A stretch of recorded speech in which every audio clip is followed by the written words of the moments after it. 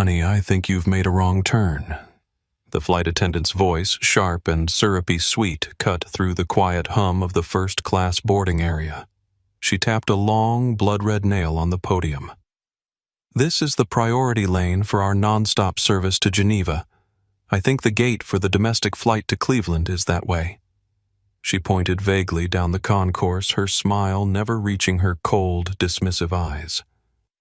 She looked down at the ticket in the young black man's hand and let out a soft, condescending chuckle, a sound that would soon echo in the ruins of her career. The air in Terminal D of JFK International was a familiar symphony of chaos and anticipation. The scent of overpriced coffee cleaning fluid and the faint, thrilling tang of jet fuel hung in the air. People from every walk of life rushed past, dragging roller bags and clutching passports, their faces a mixture of stress and excitement. Yet at Gate 47, an oasis of calm presided. This was the boarding area for Skyline Airlines Flight 220, a direct 10-hour journey to Geneva, Switzerland. Here the carpets were plusher, the chairs were leather, and the passengers spoke in the hushed, confident tones of people to whom luxury was not a treat, but an expectation. 17-year-old Alexander Wilson stood patiently in the short priority line. He was tall and lanky, with the kind of effortless grace that often comes with youth. He wore a simple but well-tailored navy blue travel blazer over a plain white t-shirt, dark jeans, and a pair of clean, unassuming sneakers.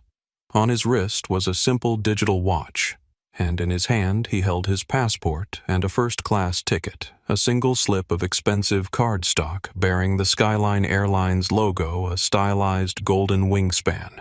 He was listening to music through a pair of high-end earbuds, a gentle jazz trio that helped him tune out the terminal's noise and focus on the exciting prospect of his summer internship.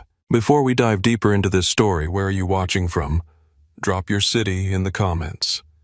And if you've ever been underestimated because of how you look, hit that subscribe button and give this video a like. The terminal bustled around Alex, but in his private soundscape of piano bass and drums, he found a moment of peace. His eyes drifted to the massive windows where Skyline's flagship aircraft waited, its polished white fuselage gleaming in the afternoon sun. The sight still gave him a small thrill, not because of the luxury it represented, but because of what it meant to his family, the realization of his father's vision. Two gray-haired passengers ahead of him were greeted with warm smiles and effusive welcomes. "Have a wonderful flight, Mr. and Mrs. Thornton." The attendant practically cooed at them. Alex removed one earbud as he stepped forward next in line. Alex Wilson had grown up in the shadow of aviation greatness. His father, James Wilson, had built Skyline Airlines from a two-plane regional carrier into a global aviation powerhouse. But unlike many heirs to business empires, Alex had never been permitted to coast on his father's success. The world will give you nothing you don't fight for. Alex, his father, had said 1,000 times, "Privilege is a starting line, not a finish line." Those words had shaped Alex's childhood and adolescence. While his peers at private school flaunted their family connections, Alex had deliberately kept his low profile. He'd earned his place at the prestigious Thompson Academy through a blind academic scholarship application. He joined the debate team, the engineering club, and maintained a perfect GPA, all while learning the fundamentals of his father's business during weekends and holidays. This summer internship in Geneva wasn't a gift. He'd spent the last year meticulously preparing for it. It wasn't just a trip. It was a rite of passage, 3 months working in the international finance division of one of his father's subsidiary companies. He'd earned it with his grades, his independent projects, and a presentation that had genuinely impressed a board of directors who thought they were merely humoring the boss's kid. As the line inched forward, Alex reflected on the path that had led him to this moment. His mother had passed away when he was just 8, leaving James Wilson to raise his only son alone. Perhaps that was why his father had been so insistent on preparing Alex for a world that would judge him not just by his last name, but by the color of his skin. The memory of his father's own struggle surfaced, a story James rarely told, but that had shaped their family's legacy. 25 years earlier, James Wilson had been denied a seat on a flight to a crucial business meeting despite having a confirmed ticket. The gate agent had insisted there must be some mistake that someone like him couldn't possibly have a business class reservation. By the time the situation was resolved, the flight had departed and James had missed the meeting that could have secured vital funding for his fledgling airline. I built Skyline, partly because I never wanted anyone to experience what I did that day James had told Alex on his 16th birthday. But I know the world hasn't changed as much as we'd like to believe. You'll have to be twice as good to get half as much respect. It's not fair, but it's reality. And the best response isn't anger, it's excellence. Alex had taken those lessons to heart. He'd learned to observe before reacting to document, rather than denounce, and to convert obstacles into opportunities. It was a philosophy that had served him well, and one he was about to put into practice in a way neither he nor his father could have anticipated. His thoughts drifted to Geneva, the pristine lake, the global finance hub, the opportunity to prove himself in a foreign environment. He imagined himself walking into the office on his first day, making a strong impression, establishing his own identity beyond the Wilson name. Have you ever had to maintain your dignity in the face of disrespect? Let us know in the comments below. Alex pulled out his earbuds completely, the gentle jazz replaced by the crisp, amplified voice of the gate agent announcing the final boarding call for first-class passengers. He stepped forward, ticket and passport in hand. The flight attendant manning the gate, Vanessa Powell, was a woman in her late 40s with meticulously coiffed blonde hair that seemed frozen in place by a cloud of hairspray. Her makeup was a mask of professionalism, but her eyes held a weary, judgmental glint. Her uniform was immaculate, every pleat precise, every gold button gleaming the perfect representation of Skyline's premium service image. What no one at the gate could know was that Vanessa's crisp exterior concealed a mounting personal bitterness. Her own son had recently been rejected from 3 universities, despite her sacrificing for years to afford his education. Meanwhile, she'd watched what she perceived as less qualified students receive scholarships and admissions, many of them minorities. Rather than examining the complex factors at play, she had channeled her disappointment into resentment, finding comfort in the belief that the system was rigged against people like us, as she often complained to colleagues. "Good afternoon, Alex," said his voice clear and confident. Vanessa took the documents without making eye contact, her fingers expertly tapping at her keyboard. Then she paused. Her eyes flicked from the screen to the ticket, and then, for the first time, up to Alex's face. A slow, condescending smile spread across her lips, a smile that was all teeth and no warmth. That's when she spoke the words that would set everything in motion. "Oh, honey, I think you've made a wrong turn." Alex blinked momentarily, confused. "I'm sorry. This is the priority lane for our non-stop service to Geneva," she said, her voice dripping with artificial patience as if explaining a complex concept to a small child. "I think the gate for the domestic flight to Cleveland is that way." She gestured vaguely with a flick of her wrist, not even bothering to look in the direction she was pointing.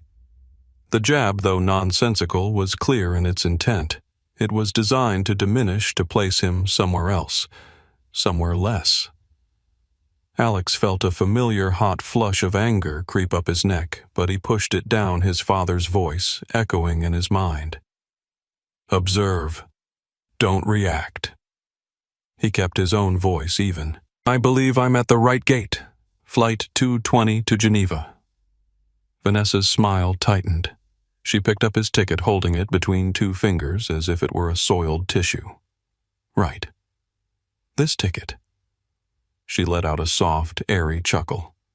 It wasn't a loud laugh, but in the relative quiet of the first-class lounge, it was as sharp as a slap. The couple in cashmere who were gathering their carry-ons nearby turned to look. "Seat 2A first class." She read aloud, her tone a perfect blend of mock surprise and utter disbelief. My. Did you win a competition? Or perhaps your employer is just incredibly generous. The implication hung poisonously in the air. There was no conceivable way in her world that he could belong here on his own merit. He had to be a fluke, a charity case, an anomaly that disturbed the natural order of things. For a brief electric moment, Alex felt the words rising in his throat. My father owns this airline. The revelation would be satisfying. He could picture Vanessa's smug expression crumbling into horror. His hand even twitched toward his wallet where he kept his company ID with the executive family designation. But he caught himself remembering his father's wisdom. The moment you use our name as a weapon, you've lost the real battle. An older man in a tailored suit standing nearby raised an eyebrow, his attention caught by the exchange. His eyes, shrewd and observant, moved from Vanessa to Alex, taking in the situation with quiet assessment. Is there a problem with my ticket? Alex asked, his voice level despite the tension building inside him. A middle-aged woman in line behind Alex cleared her throat loudly, her disapproval aimed squarely at Vanessa. For heaven's sake, just process his boarding pass. We'd all like to get on the plane sometime today. Vanessa's smile vanished, replaced by a mask of cold, bureaucratic indifference. There's no problem. She clipped her voice now hard. She scanned his ticket with a violent, angry motion. The machine beeped its sterile confirmation. It just seems unlikely. She slapped his passport and boarding pass down on the counter. Enjoy your flight, sir. She said the word, sir, now loaded with a thick, sarcastic venom. She turned away from him before he had even picked them up, already focusing on the next passenger with a renewed and pointedly warmer smile. The older man in the suit frowned slightly, his gaze lingering on Alex with what appeared to be a mixture of curiosity and concern. The woman who had spoken up gave Alex a small nod of solidarity as he collected his documents. From nearby, a young white businessman in an expensive suit sneered to his companion just loudly enough to be heard. That's what affirmative action looks like. Taking spots from people who earned them. His friend chuckled uncomfortably, glancing around to see if anyone had overheard. Alex absorbed it all, cataloging each reaction, each microaggression, each small act of solidarity or complicity. This wasn't just about one rude gate agent anymore. It was a window into how people behaved when confronted with someone they perceived as out of place in their exclusive world. Alex stood motionless for a moment, his hand resting on his passport and ticket. The insult still rang in his ears, clear as the boarding announcements overhead. He could have said 1,000 things. He could have told her exactly who he was. He could have pulled out his phone and made a call that would have ended her career right there on the plush carpet of Gate 47. But that wasn't his father's way, and it wasn't his. A public spectacle would be emotional and unsatisfying. True consequences were organizational, not theatrical. Instead, he chose his words carefully. I'm simply a paying passenger, ma'am. Thank you for your assistance. The ma'am was a deliberate choice, a small act of asserting his own maturity and civility in the face of her rudeness. It seemed to irritate her more than any insult could have. As Alex walked down the jet bridge, the hushed conversation of the couple behind him reached his ears. Well, I never, the woman whispered. The nerve of some people. Alex wasn't sure if they were talking about him or Vanessa. He suspected it was him. Another passenger, a young Asian woman who had witnessed the exchange, caught up to him in the jet bridge. That was incredibly handled, she said quietly. I would have lost my cool completely. Thank you, Alex replied, genuinely appreciative of the unexpected support. I've been there, she added. Different stereotype, same dismissal. With a small smile, she moved ahead to her seat in business class. He stepped onto the aircraft, the cool, recycled air a welcome change. A different flight attendant, a man with a kind face and tired eyes, greeted him at the door. His name tag read, Michael Garcia. Welcome aboard, sir. Can I show you to your seat? Michael's smile was genuine, his tone respectful. Thank you. 2A. Alex said, his voice steady despite the lingering tremor of humiliation. Michael nodded. Right this way, one of our best suites on the aircraft. Alex found his seat a spacious private suite with its own door, a lie-flat bed, and a large entertainment screen. It was the pinnacle of commercial air travel. He stowed his carry-on and settled into the soft leather, the insult still ringing in his ears. It just seems unlikely. He looked out the small window at the ground crew moving about on the tarmac. He knew this airline. He knew its history, its fleet, its corporate structure. He knew the name of the CEO, the man who had built it from 2 leased airplanes into a global titan of aviation. He knew him because he saw him every morning at the breakfast table. Alex took a deep breath. Vanessa had no idea. She thought she had just put some upstart kid in his place. She couldn't possibly comprehend that she had just laughed in the face of Alexander Wilson, the only son of James Wilson, the founder and owner of the very airline that paid her salary. And Alex, sitting quietly in seat 2A, decided he wouldn't enlighten her. He would simply observe. The flight to Geneva was long. He would give her every opportunity to show him who she really was. "Can I get you anything before takeoff, Mr. Wilson?" Michael asked, approaching with a tablet in hand. "Just some sparkling water with lime, please," Alex replied. Michael nodded. "Right away, sir." As Michael walked away, Alex noticed that the older gentleman who had observed the gate incident was being seated across the aisle in 3B. Their eyes met briefly, and the man gave him a small, almost imperceptible nod, a gesture that somehow contained both acknowledgement and apology. The cabin door sealed with a heavy, satisfying thud, shutting out the noise of the terminal and cocooning the first-class passengers in a world of quiet efficiency. Alex slid the door of his suite partially closed, creating a semblance of privacy. He watched as the flight attendants moved through the cabin, their motions practiced and precise. What Alex couldn't know was that, in exactly 10 hours, the career of Vanessa Powell would come crashing down around her, dismantled not by a teenager's vengeance, but by her own actions documented with clinical precision. The first-class cabin of Skyline Flight 220 was a masterpiece of luxury aviation design. Just 8 private suites arranged in a 1-2-1 configuration, each with sliding doors that could transform the space into a private sanctuary.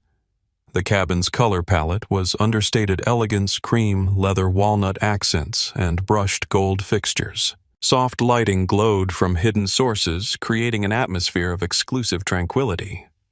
Alex settled into his suite, running his fingers over the control panel that would adjust everything from his seat position to the ambient lighting.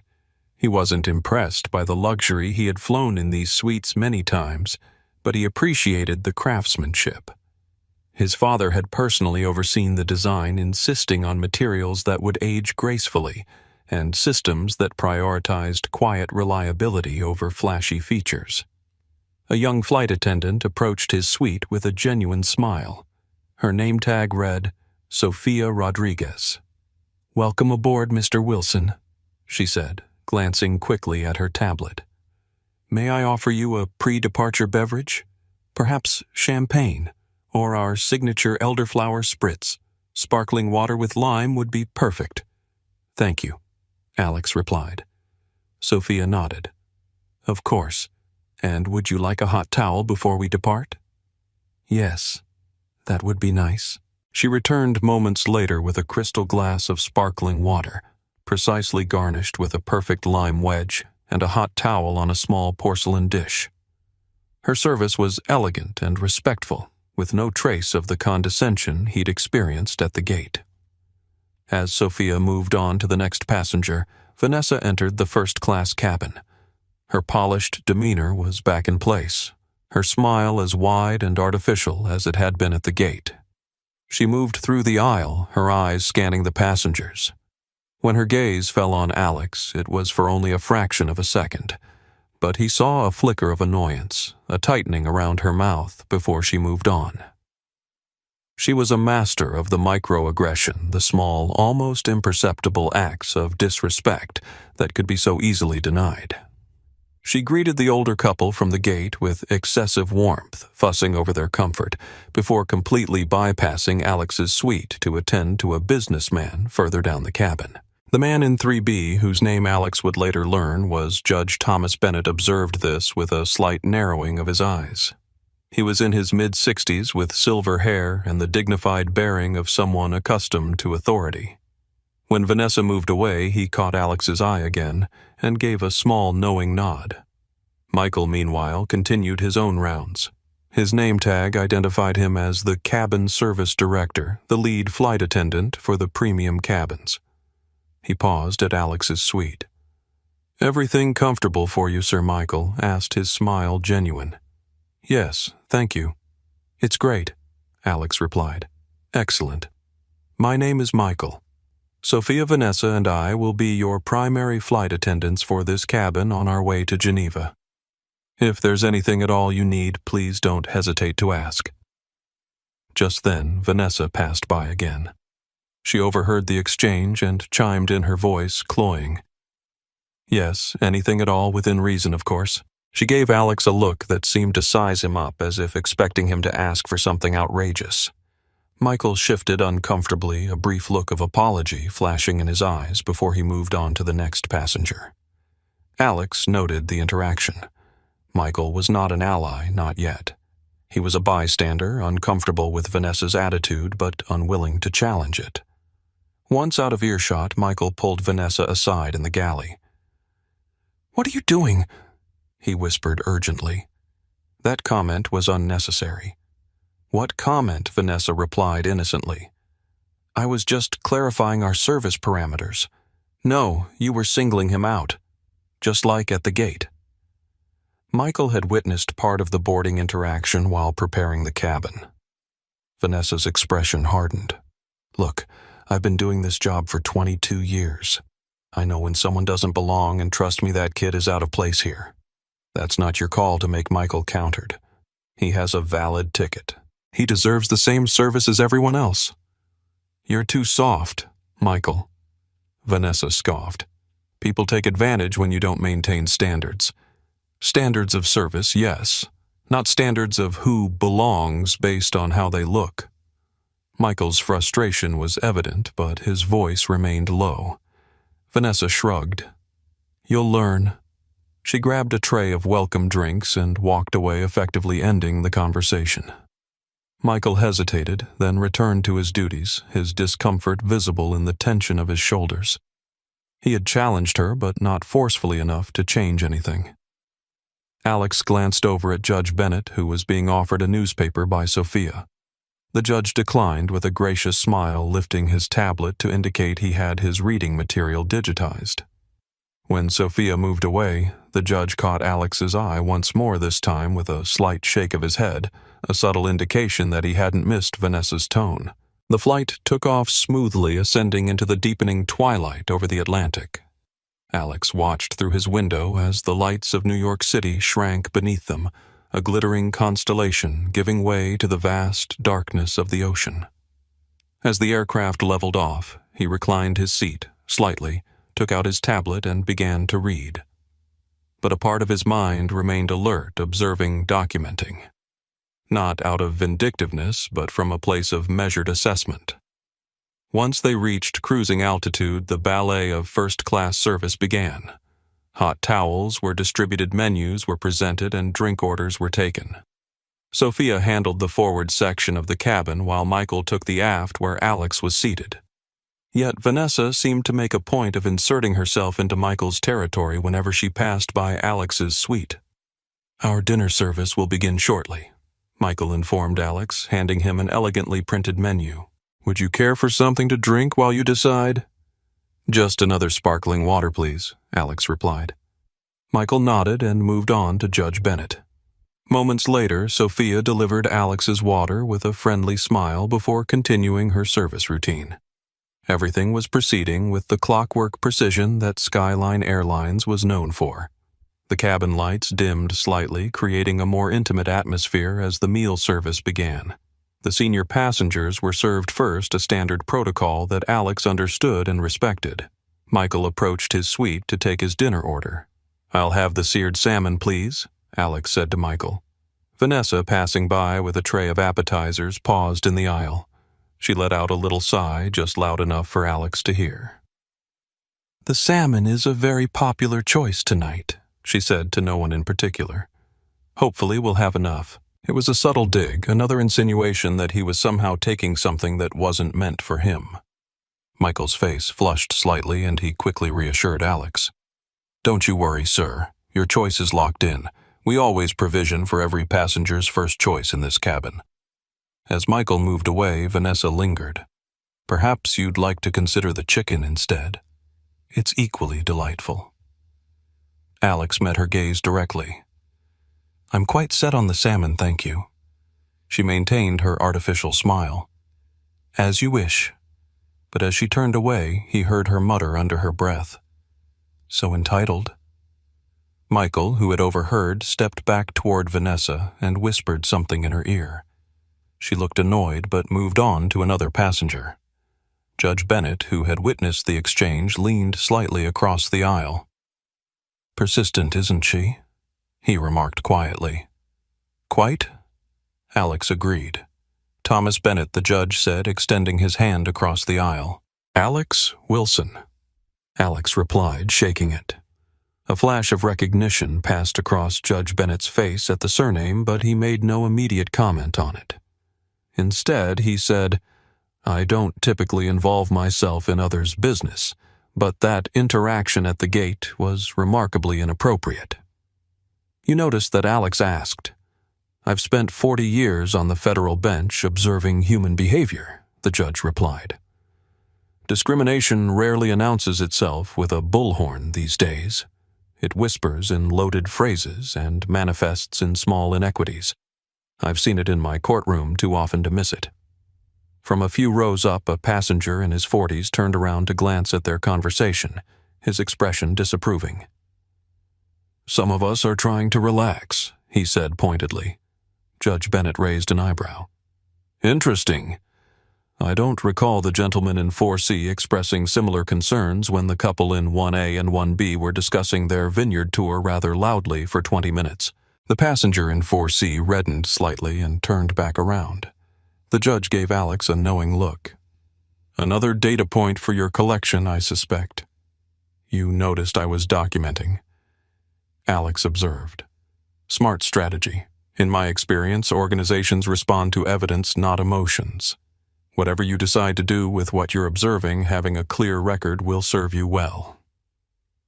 When the appetizers arrived, Sophia served Alex a beautifully presented plate of seared scallops with a delicate saffron sauce. "Enjoy, Mr. Wilson," she said pleasantly. Throughout the cabin, the other flight attendants were providing attentive, personalized service. Michael checked on each passenger regularly, making sure wine glasses were refilled and needs were met. Vanessa focused her attention on the passengers at the front of the cabin, particularly the older couple and a middle-aged businessman, lavishing them with extra care and frequent check-ins. An hour into the flight, Alex was watching a movie when his drink, the sparkling water he'd been nursing, sat empty. He pressed the call button. After a few moments, Vanessa appeared at his door, her expression impatient. "Yes," she asked, foregoing any form of polite address. "Could I please have another water?" Alex requested politely. She stared at the empty glass. "You can see we're in the middle of a dinner service. I'll get to it when I can." She turned and walked away without waiting for a response. Alex sat back, stunned by the sheer rudeness. He watched as she walked 10 feet to the galley, poured a glass of champagne for the passenger in seat 1A, and delivered it with a dazzling smile and a flourish. 10 minutes passed, then 15. His call light remained illuminated, a small, ignored beacon. From across the aisle, Judge Bennett watched with growing disapproval, making notes on his tablet occasionally. A woman in seat 1D glanced back at the ignored call light, then at the attentive service being provided to other passengers, her expression thoughtful. Finally, Michael, noticing the light on his way back from the galley, hurried over. "Sir, I am so sorry for the wait. What can I get for you?" Michael looked genuinely distressed. "Just a water when you have a moment," Alex said calmly. Of course. Right away. Michael looked flustered and shot a quick, anxious glance towards the galley where Vanessa was chatting with the pilot who had come out for a break. He returned in less than 30 seconds with the water and a small bowl of warm nuts. My apologies again for the delay. Alex gave him a small, appreciative nod. Thank you, Michael.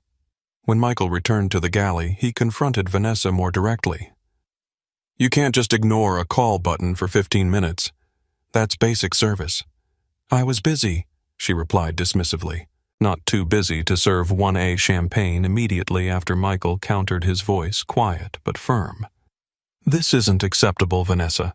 If you have an issue with a passenger, you need to set it aside or ask one of us to handle it.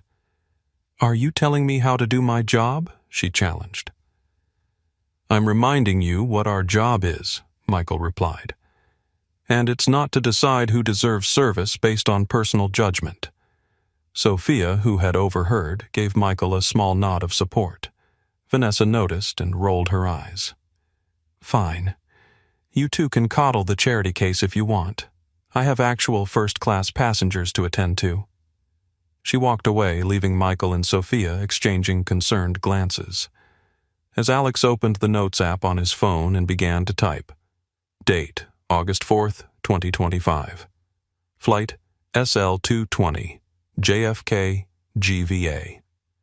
Personnel, FA, Vanessa Powell. CSD, Michael Garcia. FA, Sofia Rodriguez. Incident 1. Boarding gate 47, approx. 1845, EST. F.A. Powell expressed disbelief at my first-class ticket. Stated, I think you've made a wrong turn, and, did you win a competition? Laughed at ticket. Incident 2, approx 2030, EST.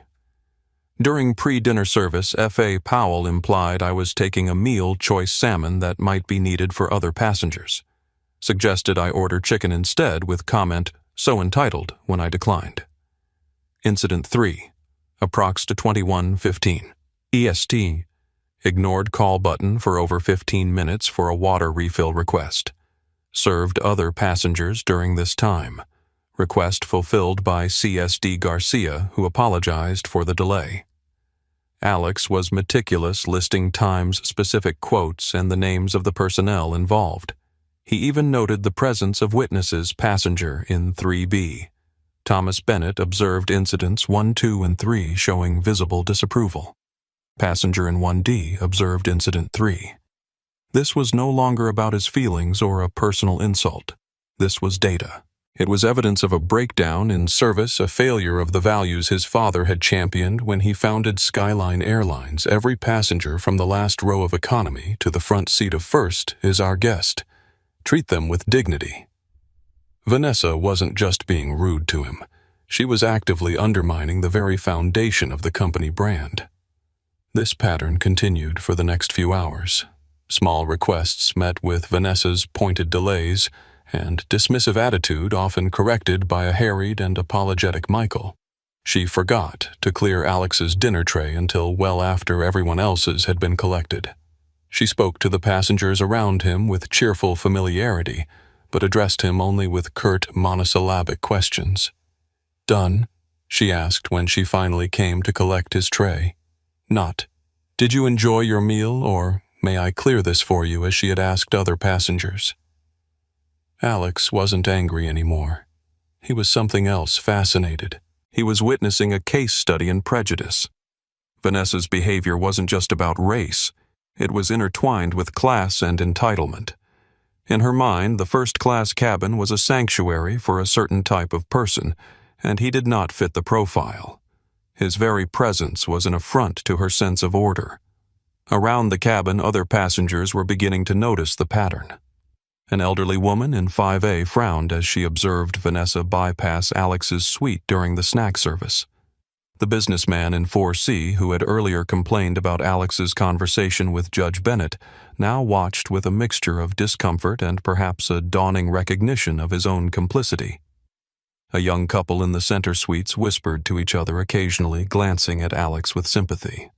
Not everyone noticed or cared. Several passengers were absorbed in movies or sleeping, but a growing subset of the cabin had become unwitting witnesses to what was unfolding. Michael became increasingly uncomfortable with the situation.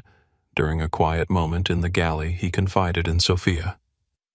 "I should say something more directly," he admitted. "This isn't right." "It's tricky," Sophia replied. "She has seniority, and you know how management usually sides with experience. Seniority doesn't give her the right to treat passengers differently," Michael argued.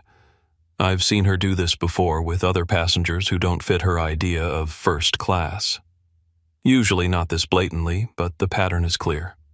"What happened the last time you reported similar concerns?" Sophia asked. Michael's expression darkened. "They said there was insufficient evidence of a pattern. Just isolated incidents that could be explained by miscommunication or service pressures. And that's why documentation matters," Sophia said pointedly. "If more of us spoke up consistently with specific examples, maybe something would change." Michael nodded thoughtfully. "You're right. I'm going to be more direct with her. And if that doesn't work, I'll document everything for a formal report." He continued to do his best to compensate for Vanessa's behavior, offering Alex extra attention whenever possible. It created an odd dynamic where Alex received either the worst or the best service on the aircraft with little middle ground. Alex continued to document each incident. Incident 4, approx. 22:20 EST. Dinner tray left at my seat for approximately 25 minutes after all other passengers in vicinity were cleared. Cleared by CSD Garcia. Incident 5, approx. 23:05 EST. During turn-down service, F.A. Powell skipped my suite entirely. When I requested turn-down service via call button, she replied, "I thought young people preferred to do things for themselves." Service eventually provided by F.A. Rodriguez, who apologized. Incident 6, approx. 23:40 EST. Overheard F.A. Powell telling passenger in 1D that they were her favorite kind of first-class passenger while glancing in my direction. Judge Bennett in 3B was becoming increasingly aware of the situation. The distinguished gentleman had been observing the interactions with a look of growing disapproval. After the turn-down service incident, he caught Alex's glance and gave him a subtle, sympathetic shake of his head. During a quiet moment when most passengers were either watching movies or beginning to sleep, Judge Bennett leaned slightly across the aisle. "Young man," he said in a low voice, "I couldn't help but notice the inconsistency in service you're receiving." Alex nodded slightly. "Yes, sir. It's been interesting to observe. I admire your composure," the judge continued. "Most people would have made a scene by now. I find documentation more effective than confrontation," Alex replied. Judge Bennett's eyes flickered to Alex's tablet where his detailed notes were visible. A small smile of approval crossed his face. "Smart. Very smart." He extended his hand across the aisle. "Thomas Bennett." "Alex Wilson." Alex replied, shaking the offered hand. "Wilson," Judge Bennett repeated thoughtfully. "Any relation to James Wilson by chance?" Alex hesitated, then nodded slightly. "He's my father." The judge's eyebrows rose slightly. "I see." He leaned back in his seat, processing this information. "You know, I've had the privilege of meeting your father several times. We served together on a commerce commission about 15 years ago." I didn't know that, Alex said, genuinely surprised. "He's a remarkable man," Judge Bennett continued, "particularly given the obstacles he faced building his company." "You know about that?" Alex asked. "Some," the judge replied. "Enough to understand why he might have raised a son who responds to disrespect with such methodical poise rather than impulsive reaction." Alex smiled slightly. "He's always said that true character is revealed in how you treat people when you have nothing to gain from them.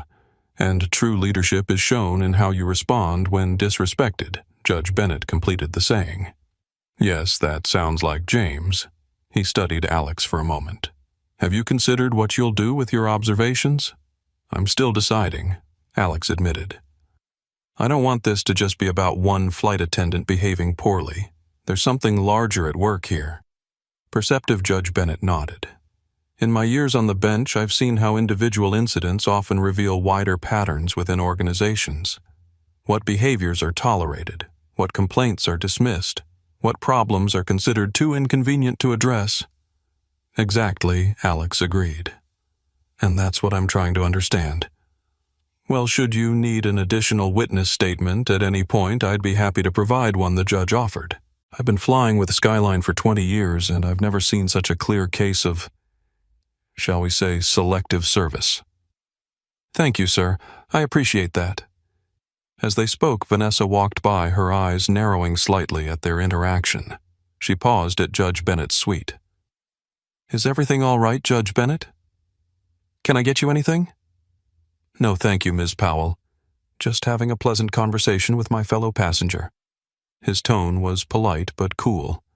Vanessa's eyes darted to Alex, then back to the judge. Well, if you need anything at all, please don't hesitate to ask. We want our premium passengers to have the very best experience. The emphasis on premium was subtle but unmistakable. I'm sure you do. Judge Bennett replied, his gaze steady and evaluating. I'm sure you do. After Vanessa moved away, the judge looked at Alex with a raised eyebrow. Adding that exchange to your notes. I presume? Alex nodded, already typing. Incident 7, he murmured. As the night progressed and most passengers began to sleep, Alex found himself unable to do the same. The documentation had become a mission not out of spite but out of a sense of professional integrity. His father had built this airline on principles of respect and dignity. What he was witnessing was a betrayal of those principles. At approximately 2:30 a.m. Eastern Time, as the aircraft cruised over the middle of the Atlantic, the smooth journey was interrupted. A sudden sharp jolt shook the aircraft, followed by a series of smaller bumps. The seatbelt sign pinged on, and the captain's calm, reassuring voice filled the cabin. Folks, we're just hitting a small patch of unexpected turbulence. Nothing to be concerned about, but for your safety, please return to your seats and fasten your seatbelts. Most passengers slept through it, but a nervous-looking woman in seat 4A let out a small gasp. Her name, Alex had overheard earlier, was Laura Johnson, a business executive traveling to a conference in Switzerland. She had mentioned to Sophia during boarding that she had a fear of flying, but managed it with meditation techniques. Vanessa, who was nearest to her, rolled her eyes almost imperceptibly before plastering on her service smile. It's just a few bumps, ma'am. Perfectly normal, she said, her tone more dismissive than reassuring. Ms. Johnson still looked panicked, her knuckles white as she gripped the armrests. I'm sorry, she whispered. I know it's irrational, but I can't help it. Well, there's nothing I can do about turbulence, Vanessa replied, already turning away. Just stay in your seat until the sign goes off. Alex, an aviation enthusiast since childhood, recognized the feel of the turbulence. It wasn't dangerous, just uncomfortable. He'd spent countless hours in simulators and on short-haul flights with his father's chief pilots. He knew the aircraft's response, the sound of the engines adjusting the subtle shifts in the airframe. Seeing Ms. Johnson's distress and Vanessa's dismissal, Alex considered intervening. He had techniques his father had taught him for explaining turbulence to nervous passengers. But before he could act, Michael appeared from the galley. Michael knelt by Ms. Johnson's seat. It can be a bit startling, can't it? He said softly. But I promise you this plane is designed to handle far worse. Think of it like a boat on a choppy sea. It feels dramatic, but the boat is perfectly safe. He placed a reassuring hand briefly on the armrest near hers. Can I get you a glass of water? Sometimes small sips can help regulate your breathing. His calm empathy worked instantly. Ms. Johnson's shoulders relaxed, and she gave him a grateful nod. That would be wonderful, thank you. Vanessa watched the exchange with a flicker of resentment, as if Michael's competence was a personal slight against her. She moved to the galley ostensibly to prepare for any service requests that might come from the turbulence wake-up, but Alex noticed her muttering something to Sophia, who looked uncomfortable with whatever was being said. Wasting time coddling them just encourages the drama, Vanessa was saying, just loudly enough for Alex to overhear. In my day, people handled their own anxieties without needing a therapy session from the crew. Sophia's response was too quiet to hear, but her expression suggested disagreement. There was a hierarchy at play that prevented her from challenging Vanessa directly, but her body language spoke volumes. The turbulence continued for about 20 minutes, enough to disturb the sleep of several passengers. Judge Bennett was among those awakened.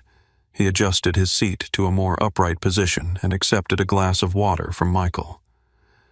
"Everything okay over there?" the judge asked Alex, who was still awake and reading. "Yes, sir. Just some normal chop. Nothing to worry about." Judge Bennett nodded. "You seem to know a bit about aviation." Alex smiled slightly. "You could say it's in my blood. I imagine growing up with James Wilson as your father would immerse you in the world of aviation from an early age," the judge observed. "I still remember a case I presided over years ago involving airline safety regulations. Your father testified as an expert witness. His knowledge was encyclopedic, but what impressed me most was his unshakable commitment to passenger dignity regardless of ticket price. He believed that respect wasn't a luxury upgrade.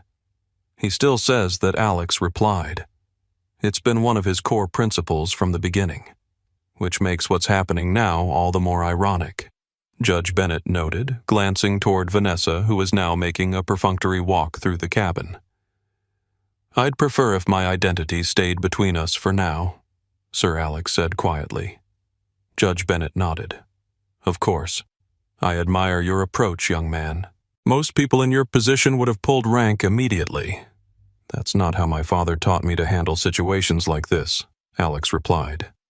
"He always says that true character is revealed in how you treat people when you have nothing to gain from them, and true leadership is shown in how you respond when disrespected." Wise words, the judge said. And from what I'm seeing, the apple didn't fall far from the tree. As the turbulence subsided and the seatbelt sign was switched off, Vanessa made a perfunctory walk through the cabin. "Everything all right here?" she asked, addressing the question generally to both Alex and Judge Bennett, though her eyes rested only on the latter. "I'm fine, thank you," the judge replied, then added pointedly. "And you? Mr. Wilson? Are you comfortable?" The direct inclusion of Alex in the conversation forced Vanessa to acknowledge him. Her smile tightened. "Yes. How are you doing?" "Sir." The hesitation before "sir" was slight but noticeable. "I'm well, thank you," Alex replied politely. As Vanessa moved away, Judge Bennett caught Alex's eye. "Add that to your list as well," he suggested quietly. The contrast in service levels during a moment of potential stress can be very telling. Alex nodded, making another note on his tablet.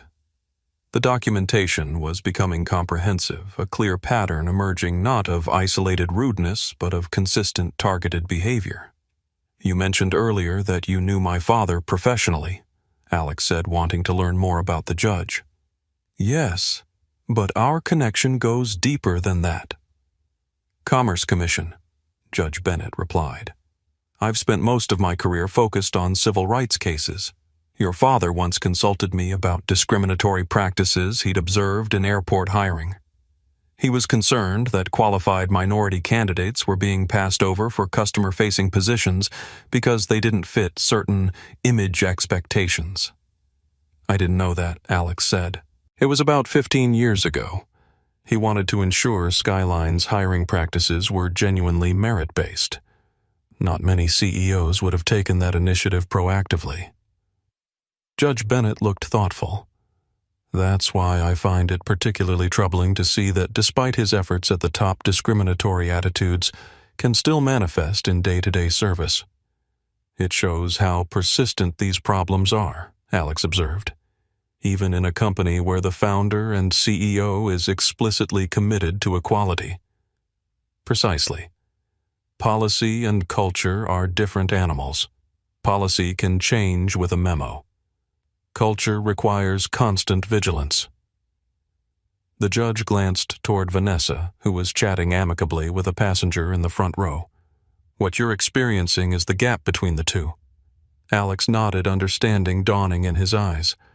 This wasn't just about one rude flight attendant. It was about the distance between corporate values and frontline reality, a challenge that would one day be his to address when he stepped into his father's role. It was during the quiet lull after the turbulence with the cabin returned to its previous tranquility that Vanessa's curiosity, now a festering obsession, got the better of her again. She strolled down the aisle, feigning a check on the sleeping passengers. She paused once more at Alex's suite. He had his reading light on, the soft glow illuminating his face as he continued to document the flight's events on his tablet. Still awake, she asked. Her tone had shifted slightly. The overt hostility was gone, replaced by a kind of predatory curiosity. The information about Alex's booking had created a puzzle she couldn't solve, and it was clearly bothering her. Just reading Alex said, not looking up from his tablet. That corporate account your ticket was booked on, she began, dropping all pretense of subtlety. I'm just a stickler for the rules, you see. We have to be sure who's flying with us, security protocols and all. The name on the account is James Wilson. Is he your employer? Alex finally looked up at her, his expression unreadable. He could see the gears turning in her head. She was trying to connect the dots, a young black man, an exclusive corporate account, a powerful name. The narrative she had constructed in her mind, the charity case, the sponsored boy, was crumbling. But she hadn't yet grasped the reality. For a moment, Alex considered maintaining the ambiguity, letting her continue to speculate. But something in him, perhaps a desire to see if the truth would change her behavior, or perhaps simply a weariness with the game, made him decide to give her a single, simple truth. James Wilson is my father. The statement landed in the quiet cabin with the force of a physical blow. Vanessa froze, her professionally applied smile faltering, twitching at the corners. For a full 3 seconds, she just stared at him, her brain seeming to buffer, trying to process the information. Your father, she repeated, her voice a dry whisper. Alex simply nodded. Yes. Vanessa's mind raced. Wilson. She had seen the name on the passenger manifest, of course. Elias Wilson. But it hadn't clicked.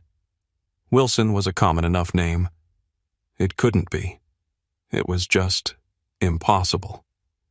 James Wilson, the legendary founder of Skyline Airlines, was a figure of almost mythical status within the company. A demanding but brilliant leader who had built an empire from scratch. He was known for his impromptu inspections and his zero-tolerance policy for anything that tarnished the airline's reputation. But she began, then stopped herself. I'm what Alex asked, his voice suddenly hard-edged. Vanessa realized she was on dangerous ground. You're so young, she said, attempting recovery. I didn't realize he had a son your age. He doesn't discuss his family much publicly, Alex replied, his tone neutral again.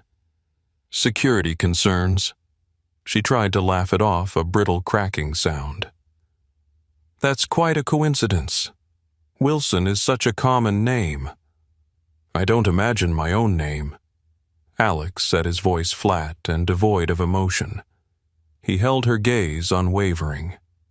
There was no hint of a lie in his eyes, only a profound, unnerving stillness. The seed of doubt planted by the founder's Circle account designation now sprouted into a thorny vine of pure, unadulterated panic in Vanessa's gut. What if it was true? What if this quiet, unassuming teenager she had been tormenting for the past 5 hours was the heir to the entire Skyline empire? She thought back to every interaction, the condescending welcome at the gate, the laugh, the sarcastic comments about the salmon and his sponsor, the deliberate petty delays in service. Each memory was now a nail being driven into her own coffin. Her blood ran cold. The cabin, which had felt comfortably warm moments before, now seemed frigid. "Excuse me," she mumbled, turning abruptly and making a beeline for the galley, her confident stride now a panicked shuffle. Michael was there, wiping down a counter. He looked up, surprised by her sudden pale appearance. "Vanessa, are you all right? You look like you've seen a ghost." "The kid," Vanessa whispered, her voice trembling. "The kid in 2A. Wilson." "What about him?" Michael asked, frowning. "I know he's been quiet, but he seems like a perfectly nice young man." "His name," Vanessa said, grabbing Michael's arm, her red nails digging into his sleeve. "It's Alexander Wilson. He just told me his father is James Wilson." Michael's face went from confusion to comprehension and then to absolute horror. The color drained from his cheeks. Unlike Vanessa, he made the connection instantly. He had been with the airline for 15 years. He had been to company-wide town halls where James Wilson had spoken. He'd seen pictures of the CEO with his family in the company's internal newsletter. The son was rarely photographed, fiercely protected from the public eye. But Michael remembered a picture from a charity event years ago. A younger, smaller version of the same quiet, observant face currently sitting in seat 2A. "Oh, Vanessa." Michael breathed, his voice barely audible. "Oh no. What did you do?" The question hung in the air, a death knell for her career. The smug satisfaction she had felt, the petty power trip she had been on, all of it evaporated, replaced by a tidal wave of ice-cold dread. It wasn't remorse for her behavior. It wasn't a sudden realization about her own prejudice. It was the primal, gut-wrenching fear of getting caught. She stumbled back against the counter, her mind a frantic slideshow of her own actions. She hadn't just been rude to a passenger. She had insulted, humiliated, and harassed the son of the one man who held her entire professional life in the palm of his hand. "It can't be," she whispered. "You must be mistaken." "I'm not," Michael replied grimly. "James Wilson has a son named Alexander who would be about that age. It fits." "But he's—" Vanessa gestured vaguely, the unspoken prejudice hanging in the air between them. Michael's expression hardened. "Yes. He's what?" "Exactly." Vanessa didn't finish the thought. The implication was clear enough. "You know I've stood by too many times when you've treated passengers differently based on how they look," Michael said, his voice low but firm. "I've tried to compensate to smooth things over. I've made excuses about your stress level or your experience. But this is inexcusable." "You don't understand?" Vanessa pleaded. "I was just maintaining standards. There are certain people who belong in first class, and certain people who—" "Stop," Michael cut her off. "Just stop. Listen to yourself. This isn't about standards. This is about prejudice, plain and simple." Sophia entered the galley, sensing the tension. "Everything okay?" "No," Michael replied before Vanessa could speak. "It's not. The flight still had 5 hours to go. 5 hours trapped in a metal tube 35,000 feet in the air with the living embodiment of her own ruin."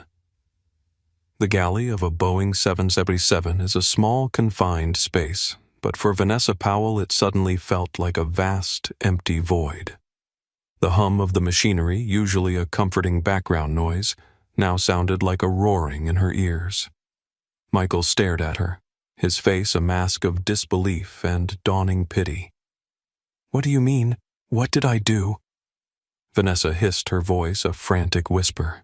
She was defensive, terrified. "I didn't do anything. I treated him like any other passenger." Michael just looked at her, his expression saying everything. He had been there.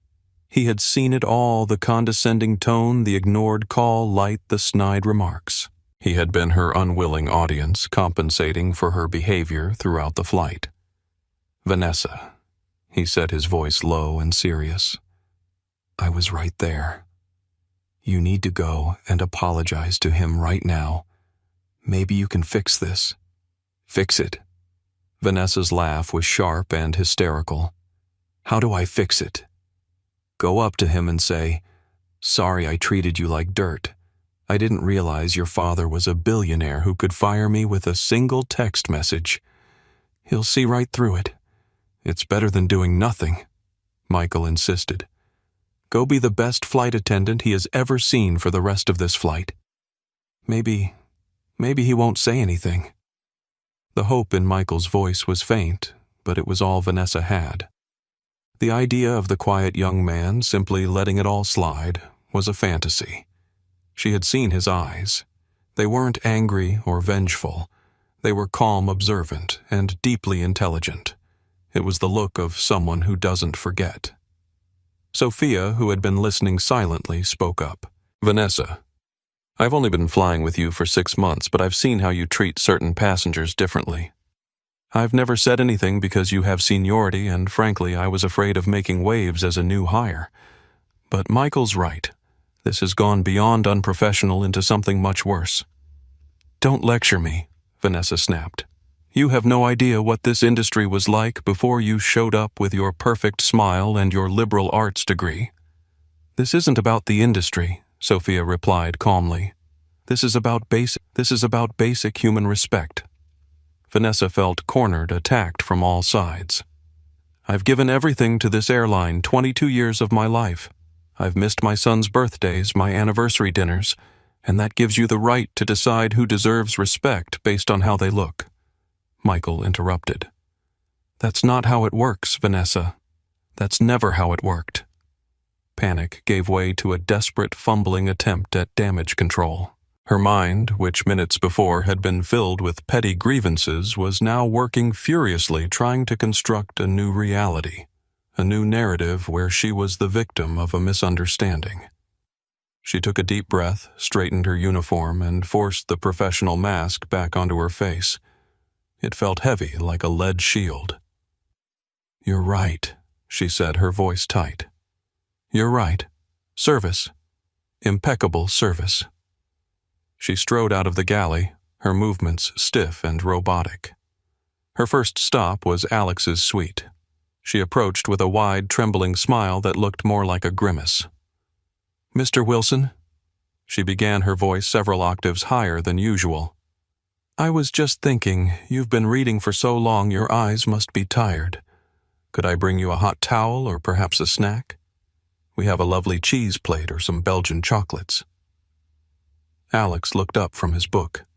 He saw the sweat beading on her upper lip. He saw the frantic, desperate energy in her eyes. He saw the terror masquerading as kindness. It was in its own way more insulting than her earlier contempt. "No, thank you, Vanessa," he said, his voice perfectly level. He used her first name deliberately, a subtle reminder that he knew exactly who she was. Her smile faltered. "Of course. Well, if you change your mind anything at all, I think I'll try to get some rest now," Alex interrupted gently but firmly. She backed away from his suite as if it were radioactive. "Of course. Rest well, Mr. Wilson." As she retreated, Alex caught Judge Bennett's eye. The older man had been watching the exchange with interest. He gave Alex a knowing look, one eyebrow raised in silent question. Alex merely shook his head slightly and returned to his book. For the next several hours, Vanessa Powell became a caricature of a perfect flight attendant.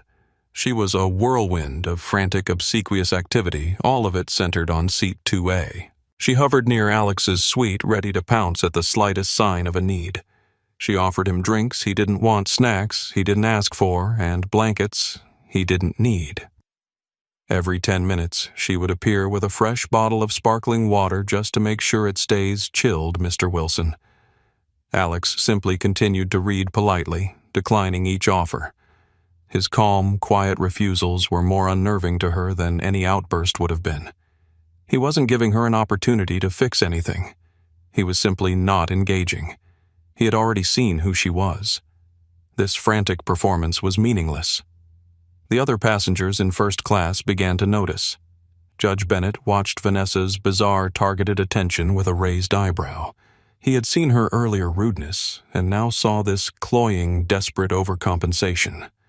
It was obvious that something had changed, that the flight attendant had realized she'd made a catastrophic error. A middle-aged woman in 1D who had been observing the situation throughout the flight caught Alex's eye at one point and gave him a small, sympathetic smile.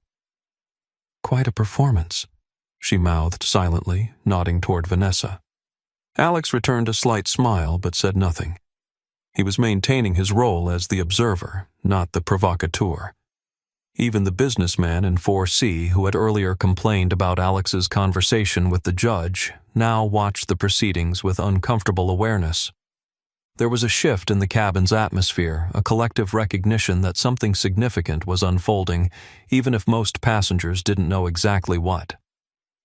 Vanessa's panic was a palpable thing. With every polite "no thank you" from Alex, her internal terror grew. She replayed the scene at the gate over and over. "I think you've made a wrong turn." The words haunted her. How could she have been so stupid, so arrogant? She had built her identity on being able to size people up to know who belonged and who didn't.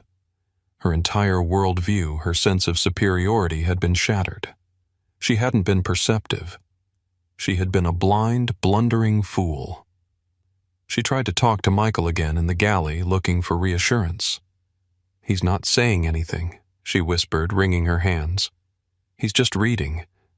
Maybe it's a good sign, Michael suggested, but his eyes said otherwise. "You don't understand," Vanessa said, her voice breaking. "I laughed at his ticket. I laughed at James Wilson's son." To his face. Michael winced. "That's not good." "What do I do?" Vanessa pleaded. "Tell me what to do. Be professional. Do your job. That's all you can do right now," Michael replied, his tone suggesting he knew it was too little too late. As Vanessa walked away, Sophia approached Michael, concern etched on her face. "What's going on with her?" she whispered.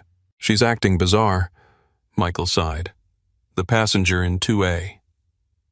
That's Alexander Wilson, James Wilson's son."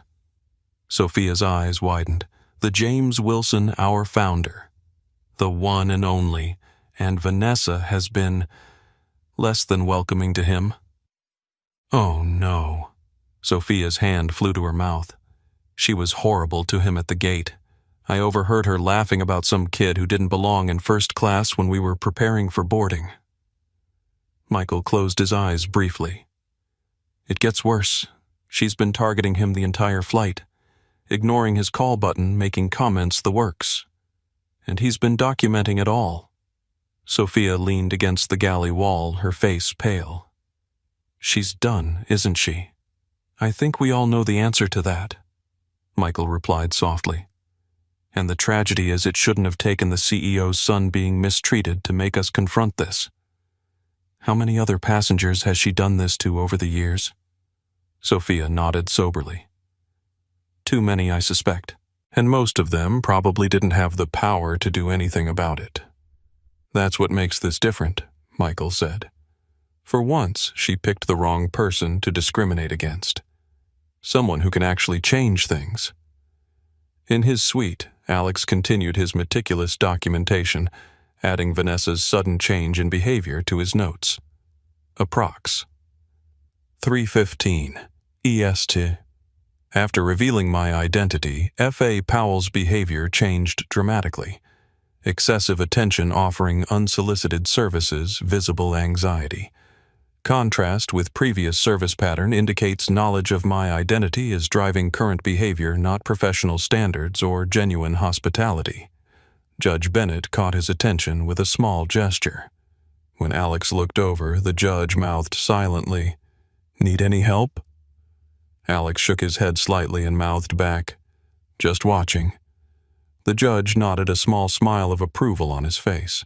He seemed to understand exactly what Alex was doing, allowing events to unfold naturally, documenting rather than intervening. It was the approach of someone who understood how to build an irrefutable case.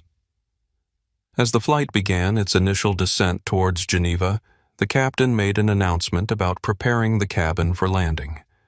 The familiar procedures felt alien to Vanessa. Her hands shook as she collected the last of the service items. Her heart hammered against her ribs. Landing wasn't an end. It was a beginning. The beginning of the consequences. She made one last desperate attempt. As she passed Alex's suite to do a final seatbelt check, she leaned in. "Mr. Wilson," she whispered, her voice cracking. I feel as though we may have gotten off on the wrong foot earlier today. I was stressed. The gate was chaotic. I truly hope I didn't cause you any offense." It was a weak, self-serving apology, full of excuses. Alex finally put down his tablet. He looked at her, his dark eyes holding hers for a long moment. He didn't look angry. He didn't look triumphant. He just looked disappointed. "The offense, Vanessa," he said, his voice low and clear, "was not about my feelings. It was about your conduct. An employee of this airline should treat every passenger with dignity, not just the ones you think are important." He then turned and looked out the window at the snow-capped peaks of the Alps appearing through the clouds. He had said all he needed to say. The conversation was over. Vanessa stood frozen in the aisle, his words echoing in her ears. He had confirmed her worst fears. He hadn't seen her actions as a personal slight to be forgiven. He had seen them as a professional failure to be corrected. She wasn't dealing with a spoiled rich kid who wanted an apology. She was dealing with the son of the man who wrote the rulebook she had so spectacularly broken.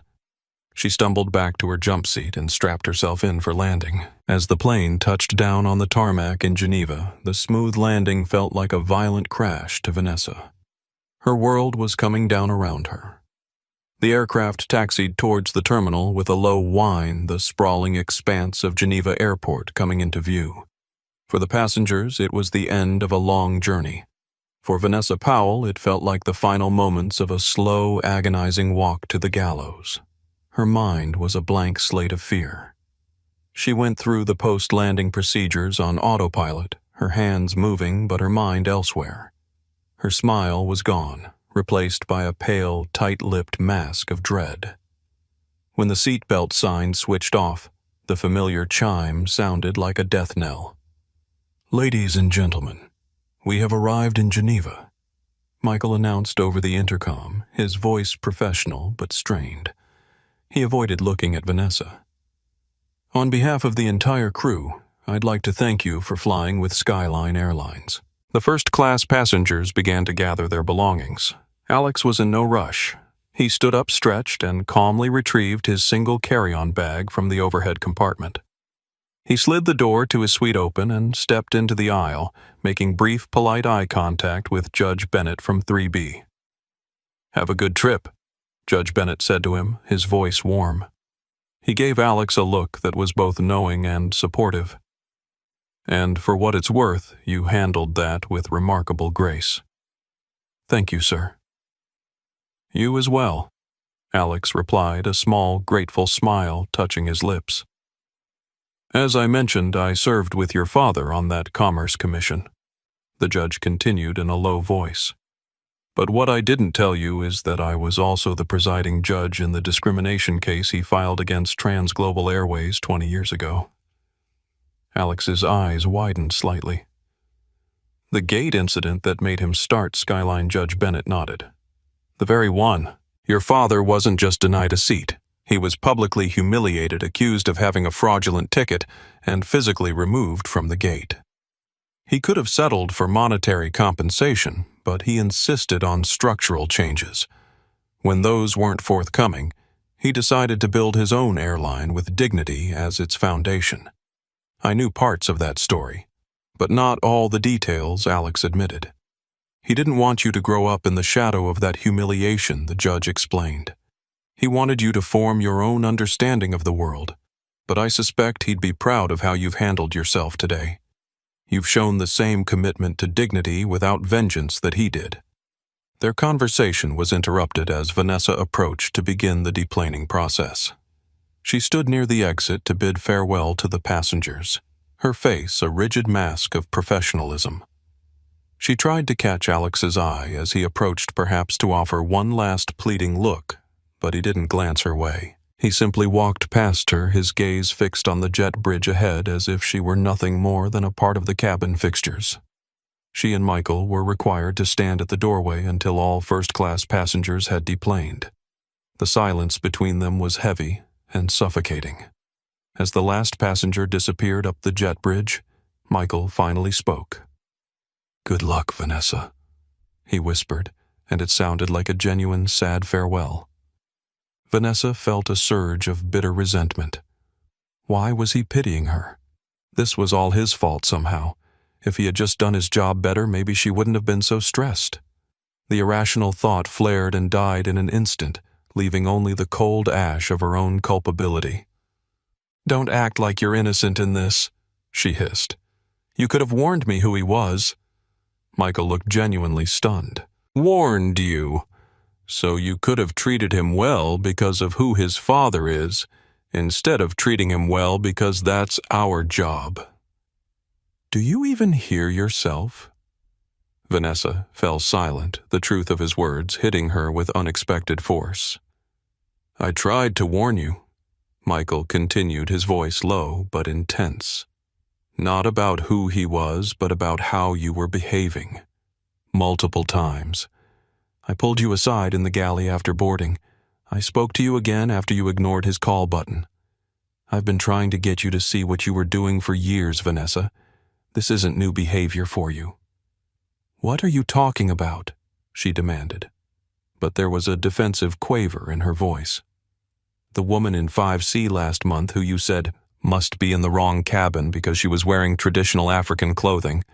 The elderly Asian couple in 2D and 2F who you forgot to serve until I reminded you.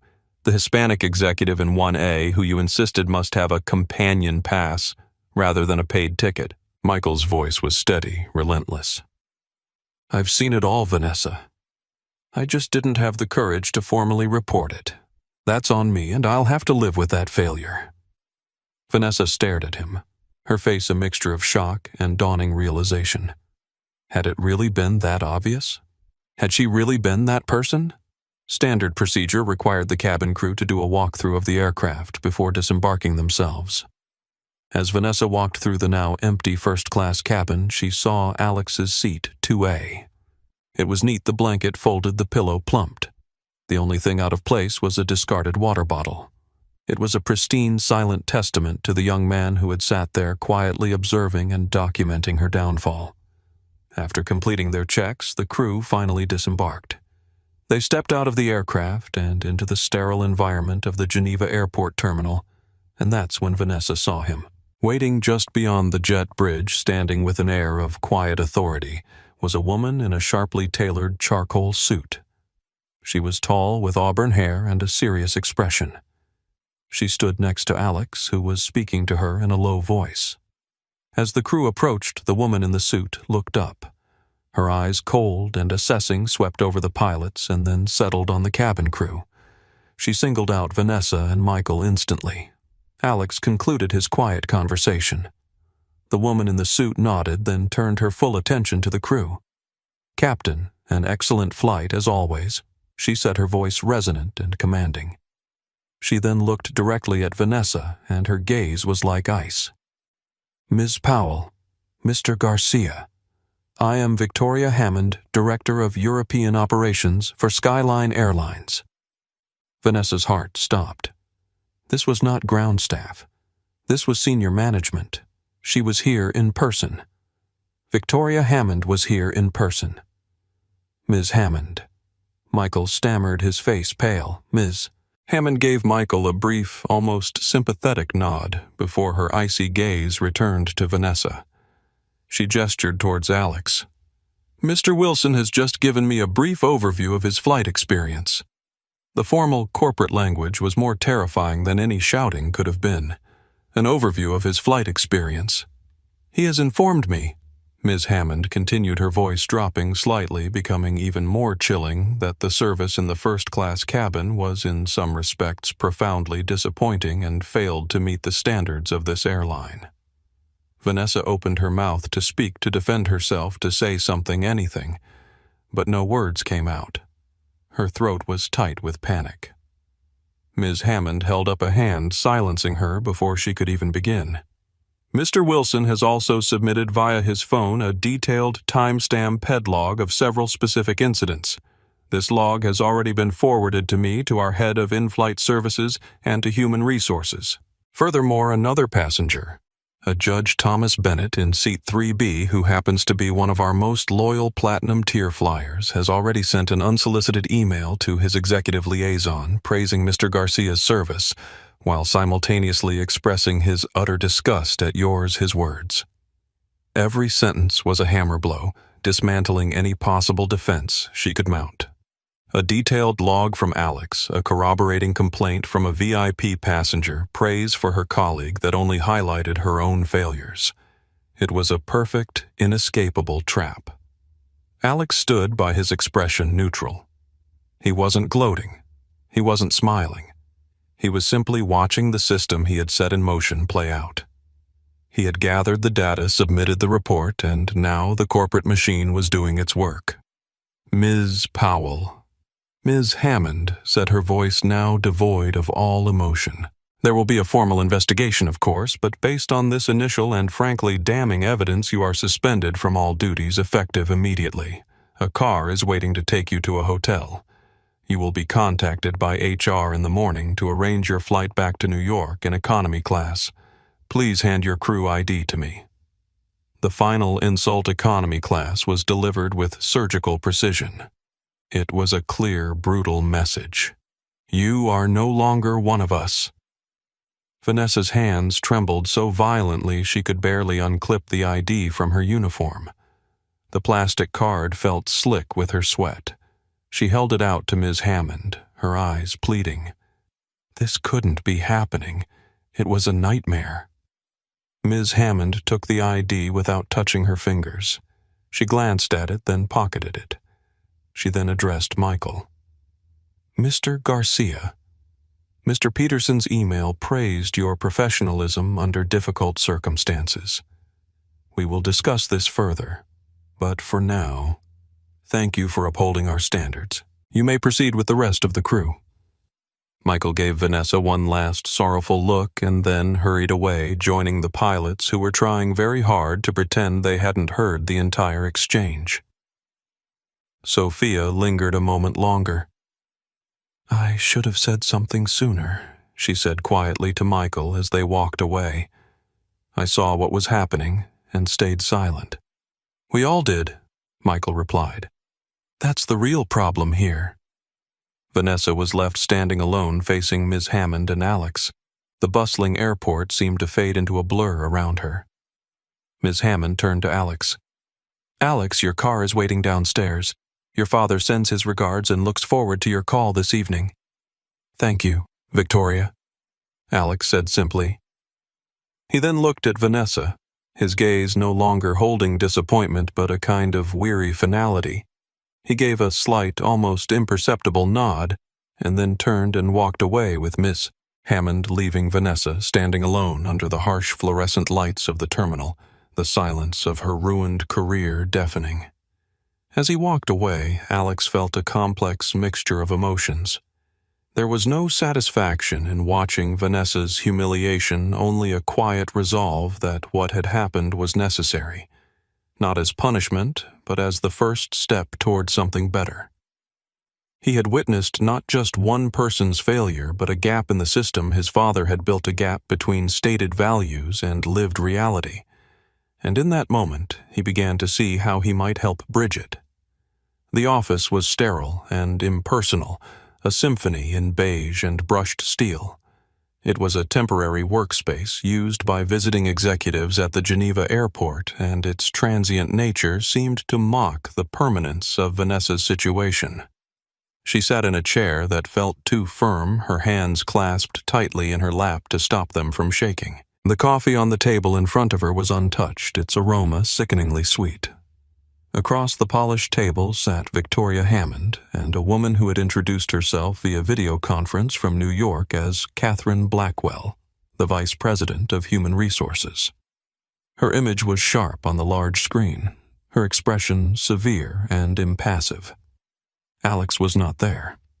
His absence was a statement in itself. His personal feelings were irrelevant to this process. This was not a personal dispute. It was a corporate proceeding. Ms. Powell, Catherine Blackwell, began, her voice crisp and clear through the speakers. We have the preliminary report in front of us. It includes the log submitted by Mr. Wilson, the complaint from passenger Judge Thomas Bennett, and a preliminary statement from flight attendant Michael Garcia, which was taken this morning. Vanessa flinched at the mention of Michael's name, the final betrayal. He had given a statement. She felt a surge of indignation, but it was quickly extinguished by a wave of helplessness. What else could he have done for her? His statement, she was sure, would be a carefully worded factual account of what he witnessed. It would be damning. I'd like to give you an opportunity to provide your side of the story. Catherine continued, a formality that held no promise of salvation. Vanessa swallowed hard, her throat dry. It was a misunderstanding. She began the word sounding weak and hollow even to her own ears. The gate was incredibly busy. I was under a lot of stress. I may have been abrupt, but I never intended to cause offense. Victoria Hammond, who had been silent until now, steepled her fingers and leaned forward slightly. Vanessa, she said, using her first name in a way that felt like a doctor addressing a terminal patient. Let's be very clear. The report doesn't allege abruptness. It details a consistent pattern of targeted unprofessional conduct over a 10-hour period. It began with a challenge to a passenger's right to be in the first-class line. She picked up a tablet and read from it. Oh, honey, I think you've made a wrong turn. Did you win a competition? These are your words, are they not?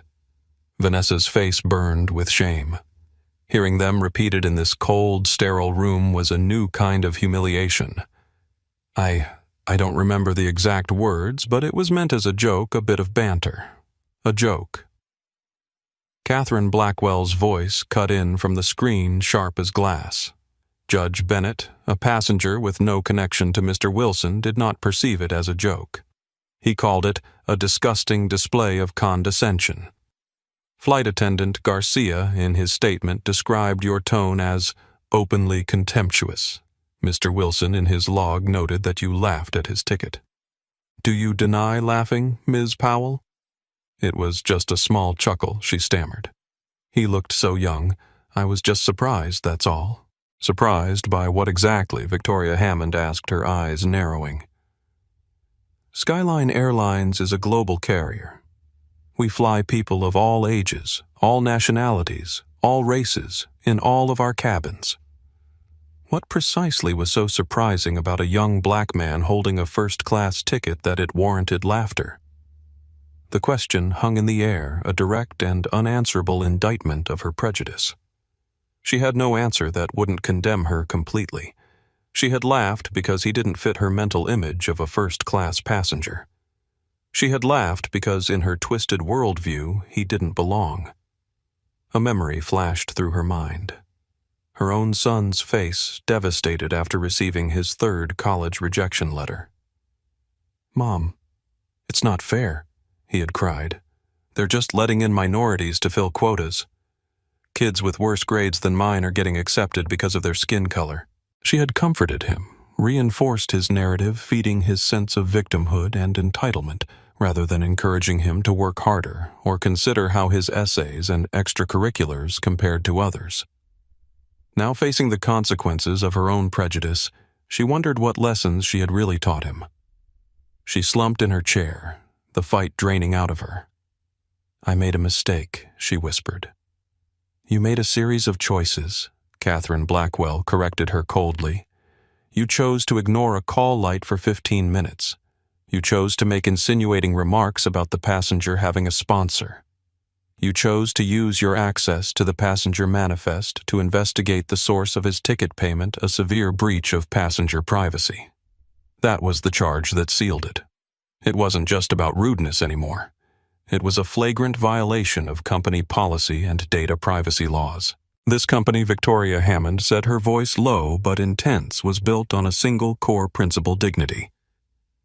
James Wilson built this airline to connect people, not to create barriers. He believes that the logo on the tail of our aircraft is a promise, and that promise is upheld or broken by the actions of every single employee. What you did was not just an insult to a passenger. It was an insult to Mr. Wilson, to the 50,000 employees of this company, and to the very principles it was founded on. She paused, letting the weight of her words settle. Your conduct was not a mistake. It was a betrayal. Vanessa finally broke. The tears she had been holding back began to stream down her face, hot and silent. They were not tears of remorse, but tears of self-pity. Tears for her lost job, her shattered pride, her uncertain future. I have been with this airline for 22 years, she choked out. 22 years. I have given my life to this job. I've missed birthdays, holidays for this company, and the company has compensated you for that service, Catherine Blackwell said, unmoved. Loyalty is not a shield for misconduct. 22 years of service makes your behavior less excusable, not more. You of all people should have known better. Victoria Hammond stood up, signaling the end of the meeting. The investigation will proceed, but your suspension is indefinite. HR will be in touch regarding the final disposition of your employment, but I would advise you to prepare for the worst. The flight we have arranged for you back to New York leaves at 6:00 p.m. tomorrow. An HR escort will meet you at JFK. Please leave your company phone and tablet on the table. Vanessa looked up at her, her face a mess of running mascara and despair. She saw no pity in Victoria's eyes, no flicker of compassion, only the cold, hard finality of a corporate execution. She was no longer Vanessa Powell, a 22-year veteran flight attendant. She was a liability being managed. She slowly placed her company-issued devices on the table. They clacked against the polished surface, the sound echoing the closing of a door on her entire life. As she stood to leave a broken, shuffling figure, she finally understood. Alex Wilson hadn't gotten her fired. She had gotten herself fired. He had simply held up a mirror, and the reflection had been too ugly for the company to ignore. As the glass doors sealed shut on Vanessa's departing form, Victoria Hammond's posture changed subtly. The glacial severity melted into something more professional but distinctly warmer. She turned to the screen where Catherine Blackwell was still visible. That's done, Victoria said with a sigh. A regrettable situation all around. Catherine nodded on the screen. James needs to be briefed immediately. I'll handle it from this end, but he'll want to hear directly from you as well.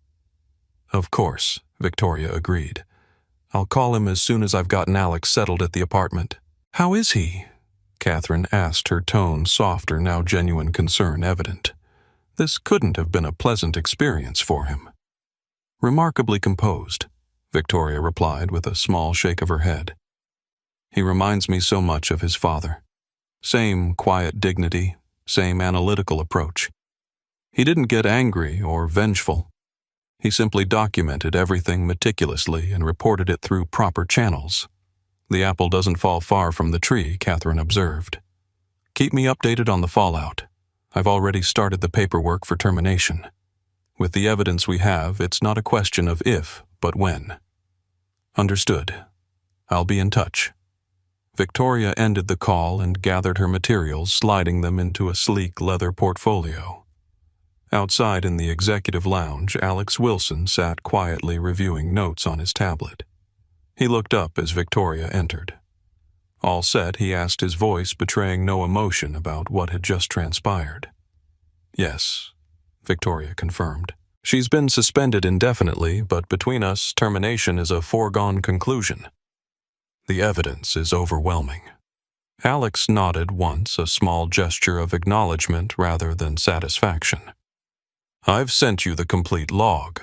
It's time-stamped and includes direct quotes where possible. I received it. Extremely thorough. Victoria studied the young man for a moment.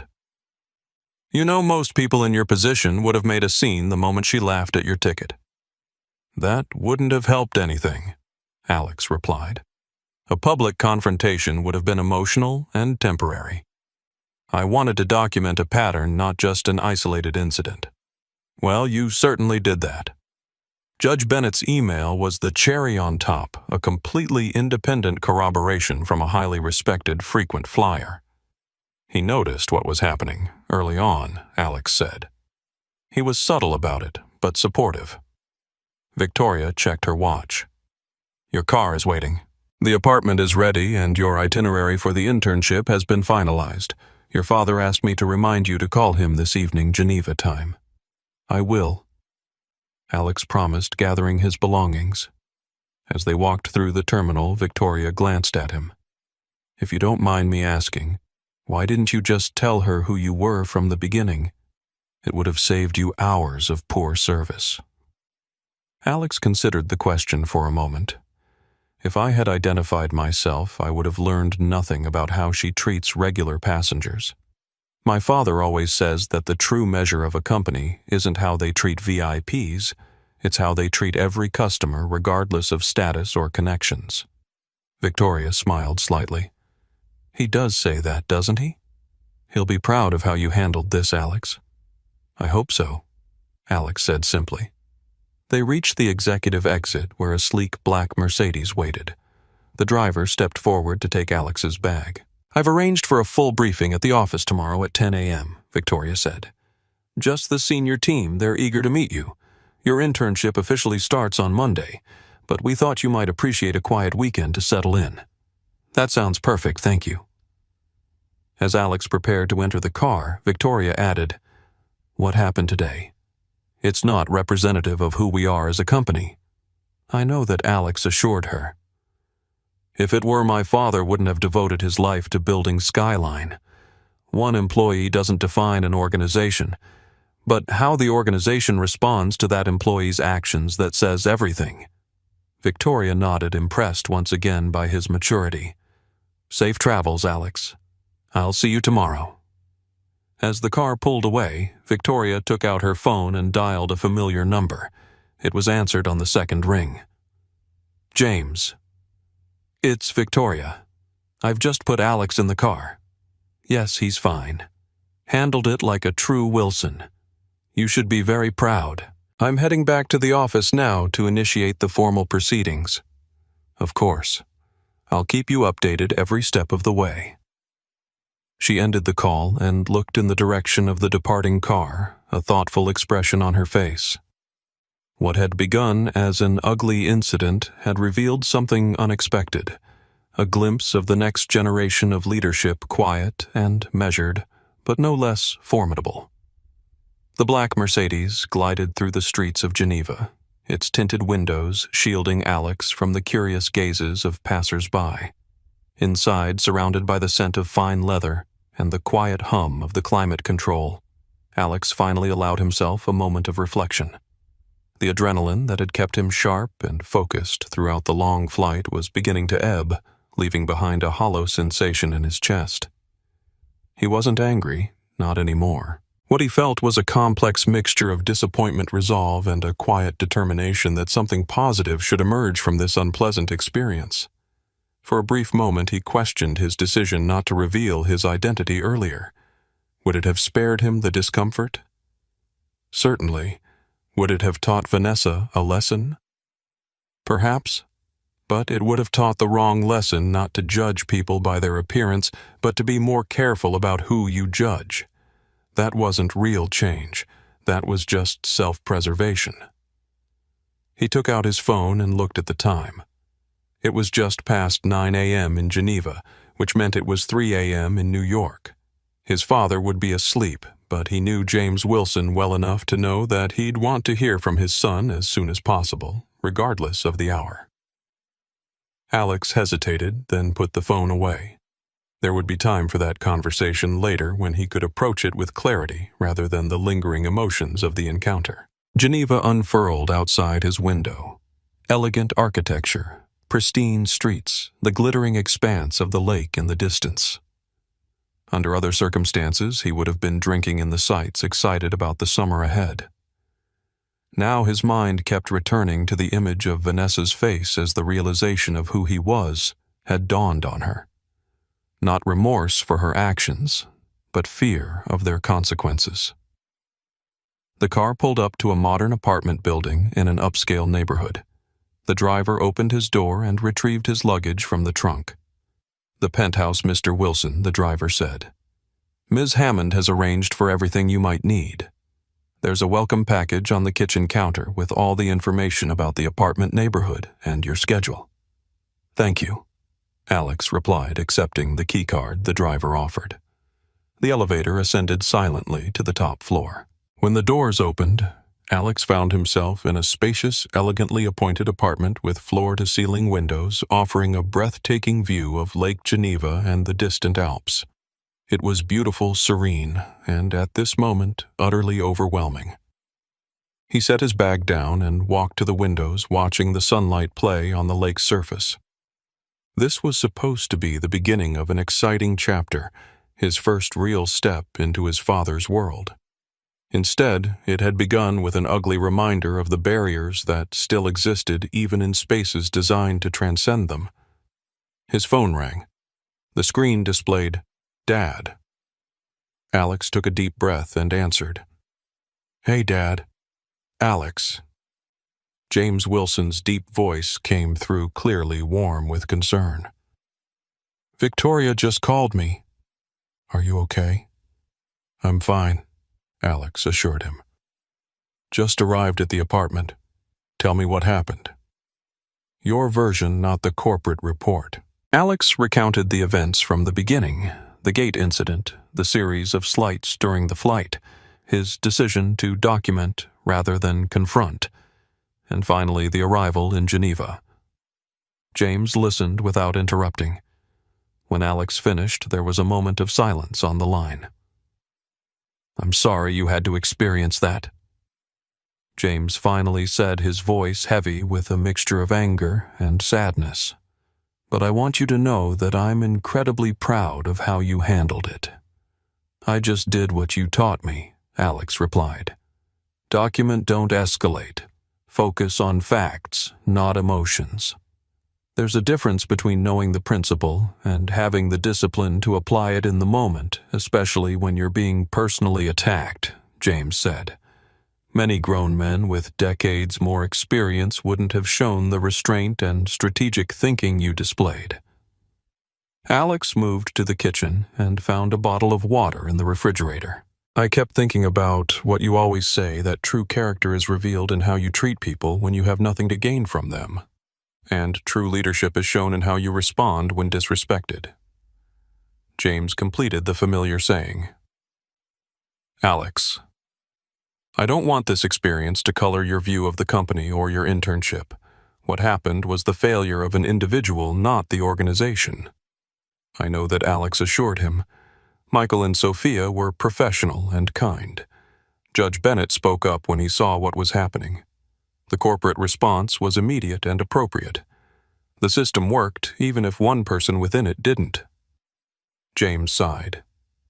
"Victoria is handling the formal proceedings. Ms. Powell will be terminated. That's non-negotiable given the severity and pattern of her conduct. But I'm more interested in what we can learn from this, how we can prevent it from happening to others who don't have your last name to protect them." This was familiar territory. James Wilson's approach to any problem was always to look beyond the immediate incident to the underlying patterns and potential improvements. It was how he had built Skyline from the ground up, constantly refining and elevating. "I have some thoughts on that," Alex said, feeling his analytical mind engage with the challenge. "It's not just about punishing one flight attendant. There's something deeper that needs addressing." "Tell me," James encouraged. Alex hesitated suddenly, feeling the weight of responsibility. He thought about Judge Bennett's comments about his father's own experience with discrimination that had sparked the creation of Skyline. "Dad, I was just one passenger who happened to be in a position to document what happened and have it taken seriously. But how many others experience the same treatment and just have to endure it. Too many, James acknowledged grimly. What struck me was the gap between our corporate values and what actually happens in practice. Alex continued, warming to his subject. Everyone knows Skyline's commitment to dignity on paper. It's in our mission statement and our training materials. But somehow, a 22-year veteran flight attendant still felt comfortable showing blatant prejudice. That suggests a disconnect between stated principles and lived reality. You're right, James said. It's not enough to have the right values written down somewhere. They have to be embedded in everything we do, reinforced at every level, measured and held accountable. Exactly. I need to organize my ideas first, Alex replied. Let me call you back this evening when I've had time to think it through properly. Of course. Get some rest. You've earned it. As they said their goodbyes, Alex felt a renewed sense of purpose. What had begun as an ugly confrontation could become the catalyst for meaningful change if he approached it with the same methodical care he'd shown on the flight. He walked back to the panoramic windows, watching boats crisscross the lake's surface. The mountains in the distance stood solid and permanent, a reminder that some things endured beyond the temporary unpleasantness of human failings. In his pocket, his phone buzzed with a text message from Victoria Hammond. Full briefing postponed to Monday at your father's request. Take the weekend to settle in. Car will be at your disposal if needed. Call if you require anything. Alex sent a brief acknowledgement, then set an alarm for a 2-hour nap. The flight's fatigue was catching up with him, and he needed clarity for what came next. As he drifted into sleep, his mind was already cataloging ideas, potential approaches, ways to transform this individual incident into organizational improvement. Across the city, in a considerably less luxurious hotel room, Vanessa Powell sat on the edge of a bed, staring at the wall. Her company phone and tablet were gone. Her crew ID was gone. Her uniform hung in the closet, suddenly nothing more than fabric with no authority. 22 years of identity stripped away in less than 22 minutes. She had not yet cried, not really. The tears in Victoria Hammond's office had been performative, a desperate plea for mercy. Now, alone with the reality of what she had done and what it would cost her, she felt hollow. Her personal phone rang. The caller ID showed Michael Garcia. She hesitated, then answered. What do you want? Her voice was flat, defensive. Just checking if you're okay, Michael said, his tone careful. If I'm okay? Vanessa laughed, a harsh sound. I'm suspended, about to be fired, and blacklisted in the industry I've given my entire adult life to. No, Michael. I'm not okay. I'm sorry, he said simply. Are you? Did you tell them everything? Every little mistake I made? Michael's voice hardened slightly. I told them what I saw, Vanessa. Just like Judge Bennett did. Just like Alex Wilson did. And it wasn't little mistakes. It was a pattern of deliberate behavior.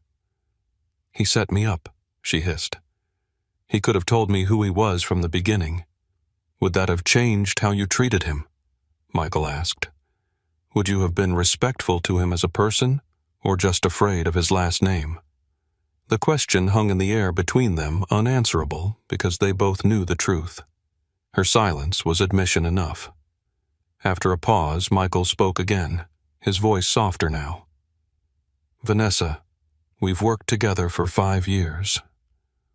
I've watched you do this same thing to dozens of passengers who didn't fit your idea of who belongs in first class.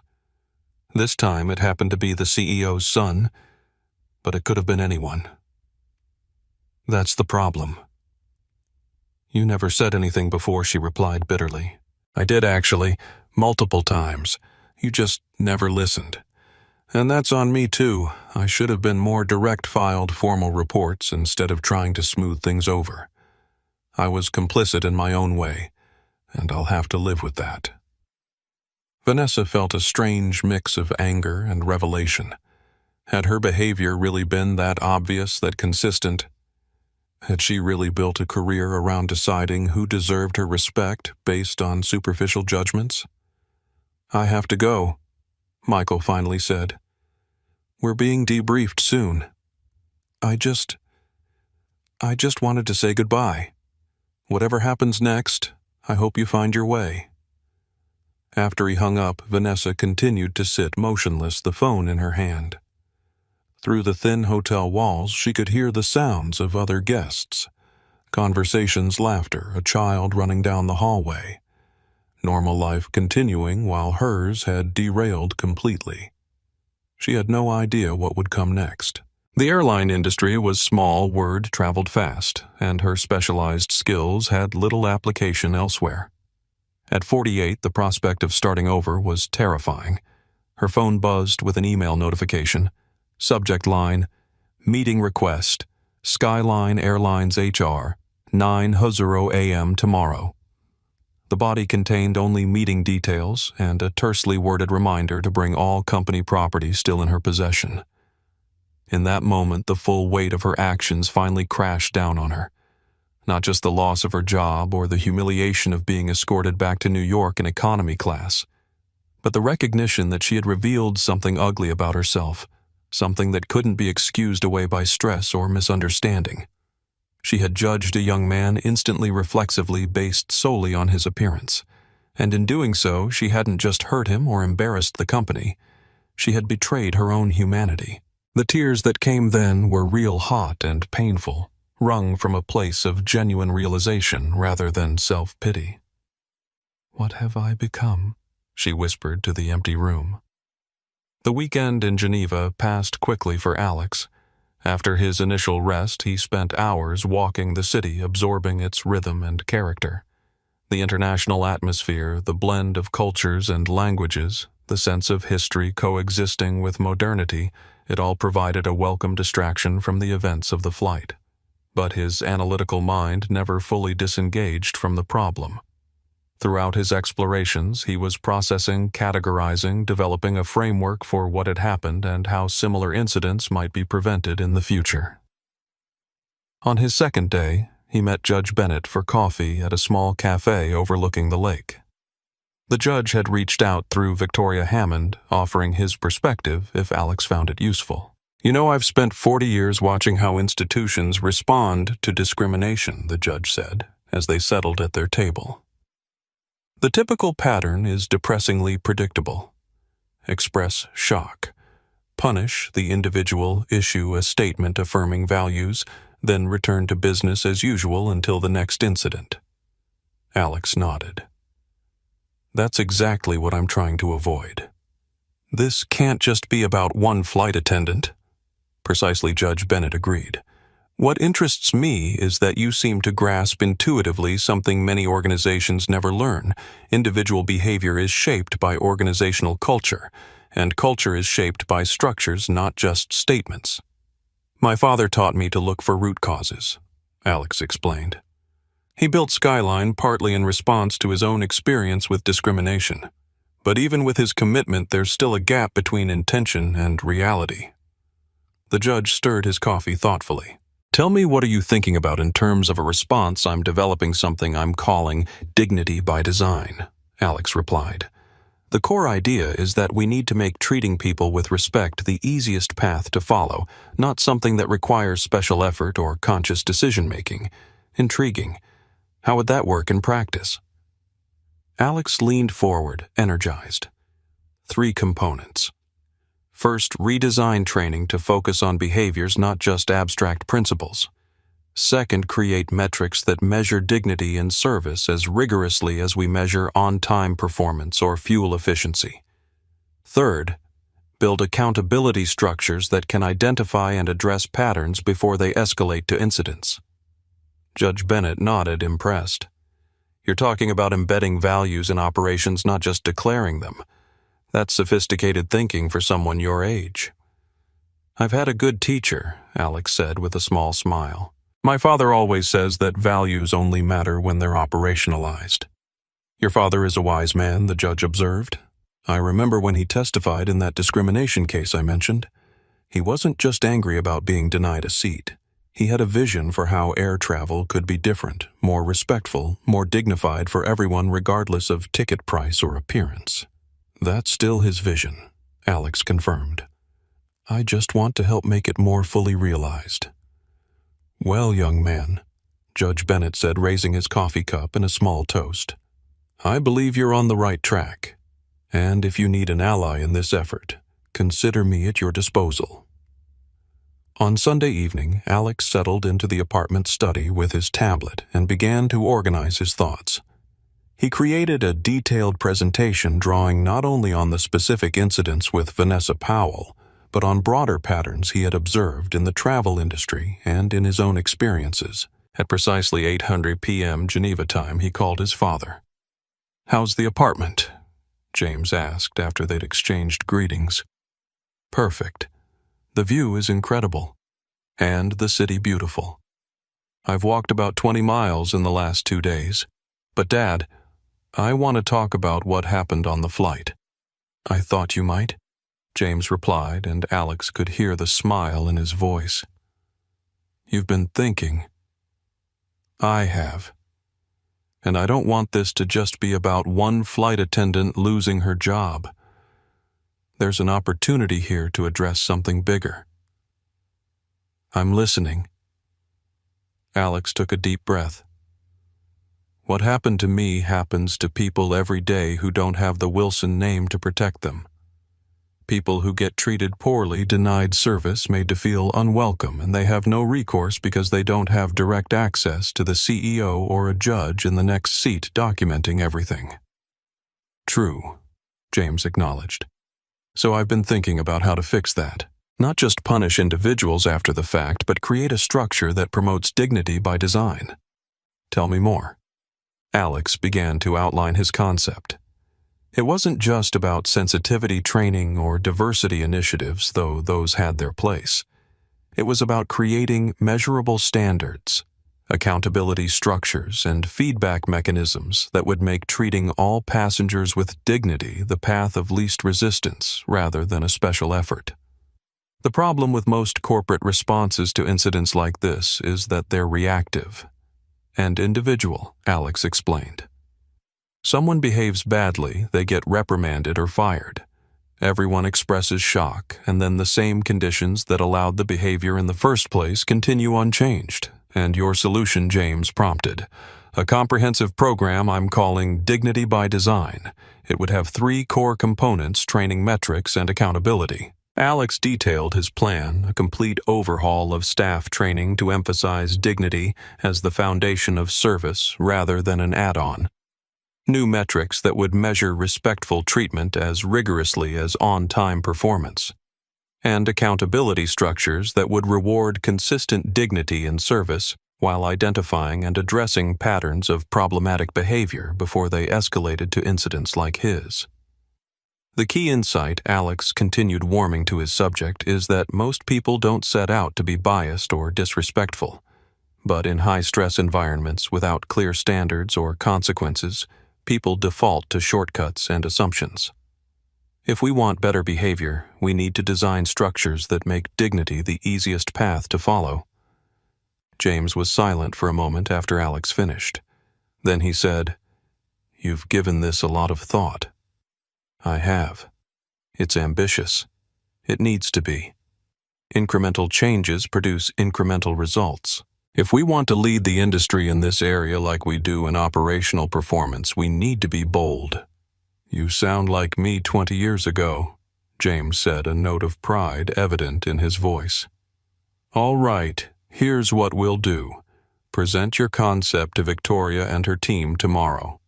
If they see the same potential in it that I do, we'll form a task force to develop it further with you as a key contributor." Really, Alex couldn't keep the excitement from his voice. "Really? This isn't charity or nepotism, Alex. It's recognizing a good idea and the person best positioned to champion it. You experienced the problem firsthand, you've thought deeply about the solution, and you bring a perspective that many of our executives simply don't have. That's valuable." The conversation shifted to logistics, how the presentation should be structured. who would be in the room, what the immediate next steps might be. By the time they hung up, Alex felt a sense of purpose that transcended his original internship plans. What had begun as an ugly incident was transforming into an opportunity for meaningful change. That night, as he prepared for bed, Alex found himself reflecting on how drastically his plans had changed in just a few days. He had come to Geneva expecting to spend the summer learning finance and operations, the technical aspects of the family business. Instead, he was being thrown into something far more fundamental, the human architecture of the company, the invisible structures that shaped how people treated each other. Part of him felt a tremor of uncertainty. Was he ready for this? Did he have enough experience to propose organizational changes to seasoned executives? But then he thought about his encounter with Vanessa, about Judge Bennett's quiet support, about his father's confidence in him. He had seen the problem clearly. Perhaps that clarity of vision was exactly what was needed.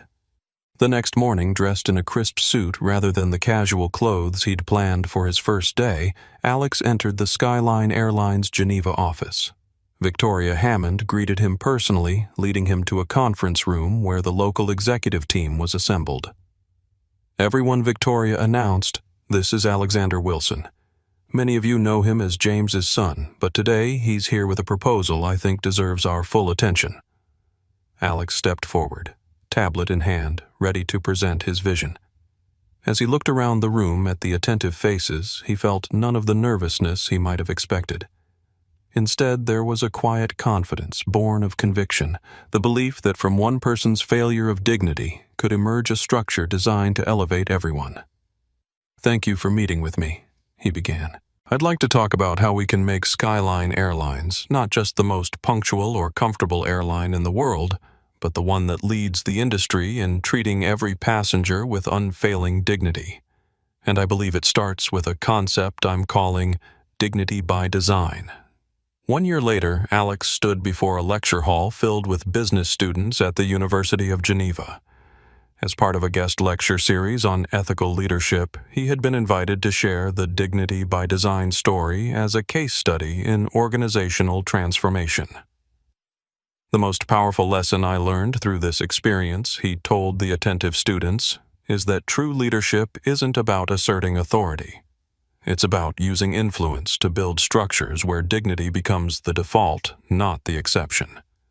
He clicked to a slide showing the ripple effects of the program not just within Skyline Airlines but across the industry. Competitors had launched their own versions. Industry associations had created new standards. Regulatory bodies were incorporating the frameworks into passenger rights provisions. What began as one flight attendant's failure has catalyzed change that will affect millions of travelers. Alex continued, "Not because we focused on punishing that individual, but because we recognized the opportunity to address the underlying conditions that allowed her behavior to develop unchecked." A student raised her hand. "But wasn't the flight attendant fired? Isn't that punishment?" "She was held accountable for her actions." "Yes," Alex acknowledged. "Individual accountability is necessary. But if we had stopped there, simply terminated her and moved on, we would have missed the bigger opportunity." The question that drove Dignity by Design wasn't, how do we punish one employee, but how do we create conditions where this behavior becomes the exception rather than a common occurrence? The following week, Alex boarded another Skyline flight, this time returning to New York for a brief visit home. As he settled into his seat, the flight attendant, someone he had never met before, greeted him with genuine warmth. "Welcome aboard, Mr. Wilson," she said, her smile reaching her eyes. "It's an honor to have you with us today." "Thank you," he replied. "But please, it's just Alex." As the aircraft lifted from the runway, carrying him homeward, Alex felt a sense of completion. The circle that had begun with humiliation and documentation had transformed into recognition and implementation. But more importantly, it had catalyzed his own growth from a young man seeking to prove himself to a leader focused on creating structures that brought out the best in others. Vanessa Powell's laughter at his ticket had been meant to diminish him. Instead, it had revealed the true measure of his character not in his reaction to the insult, but in his response to the opportunity it created.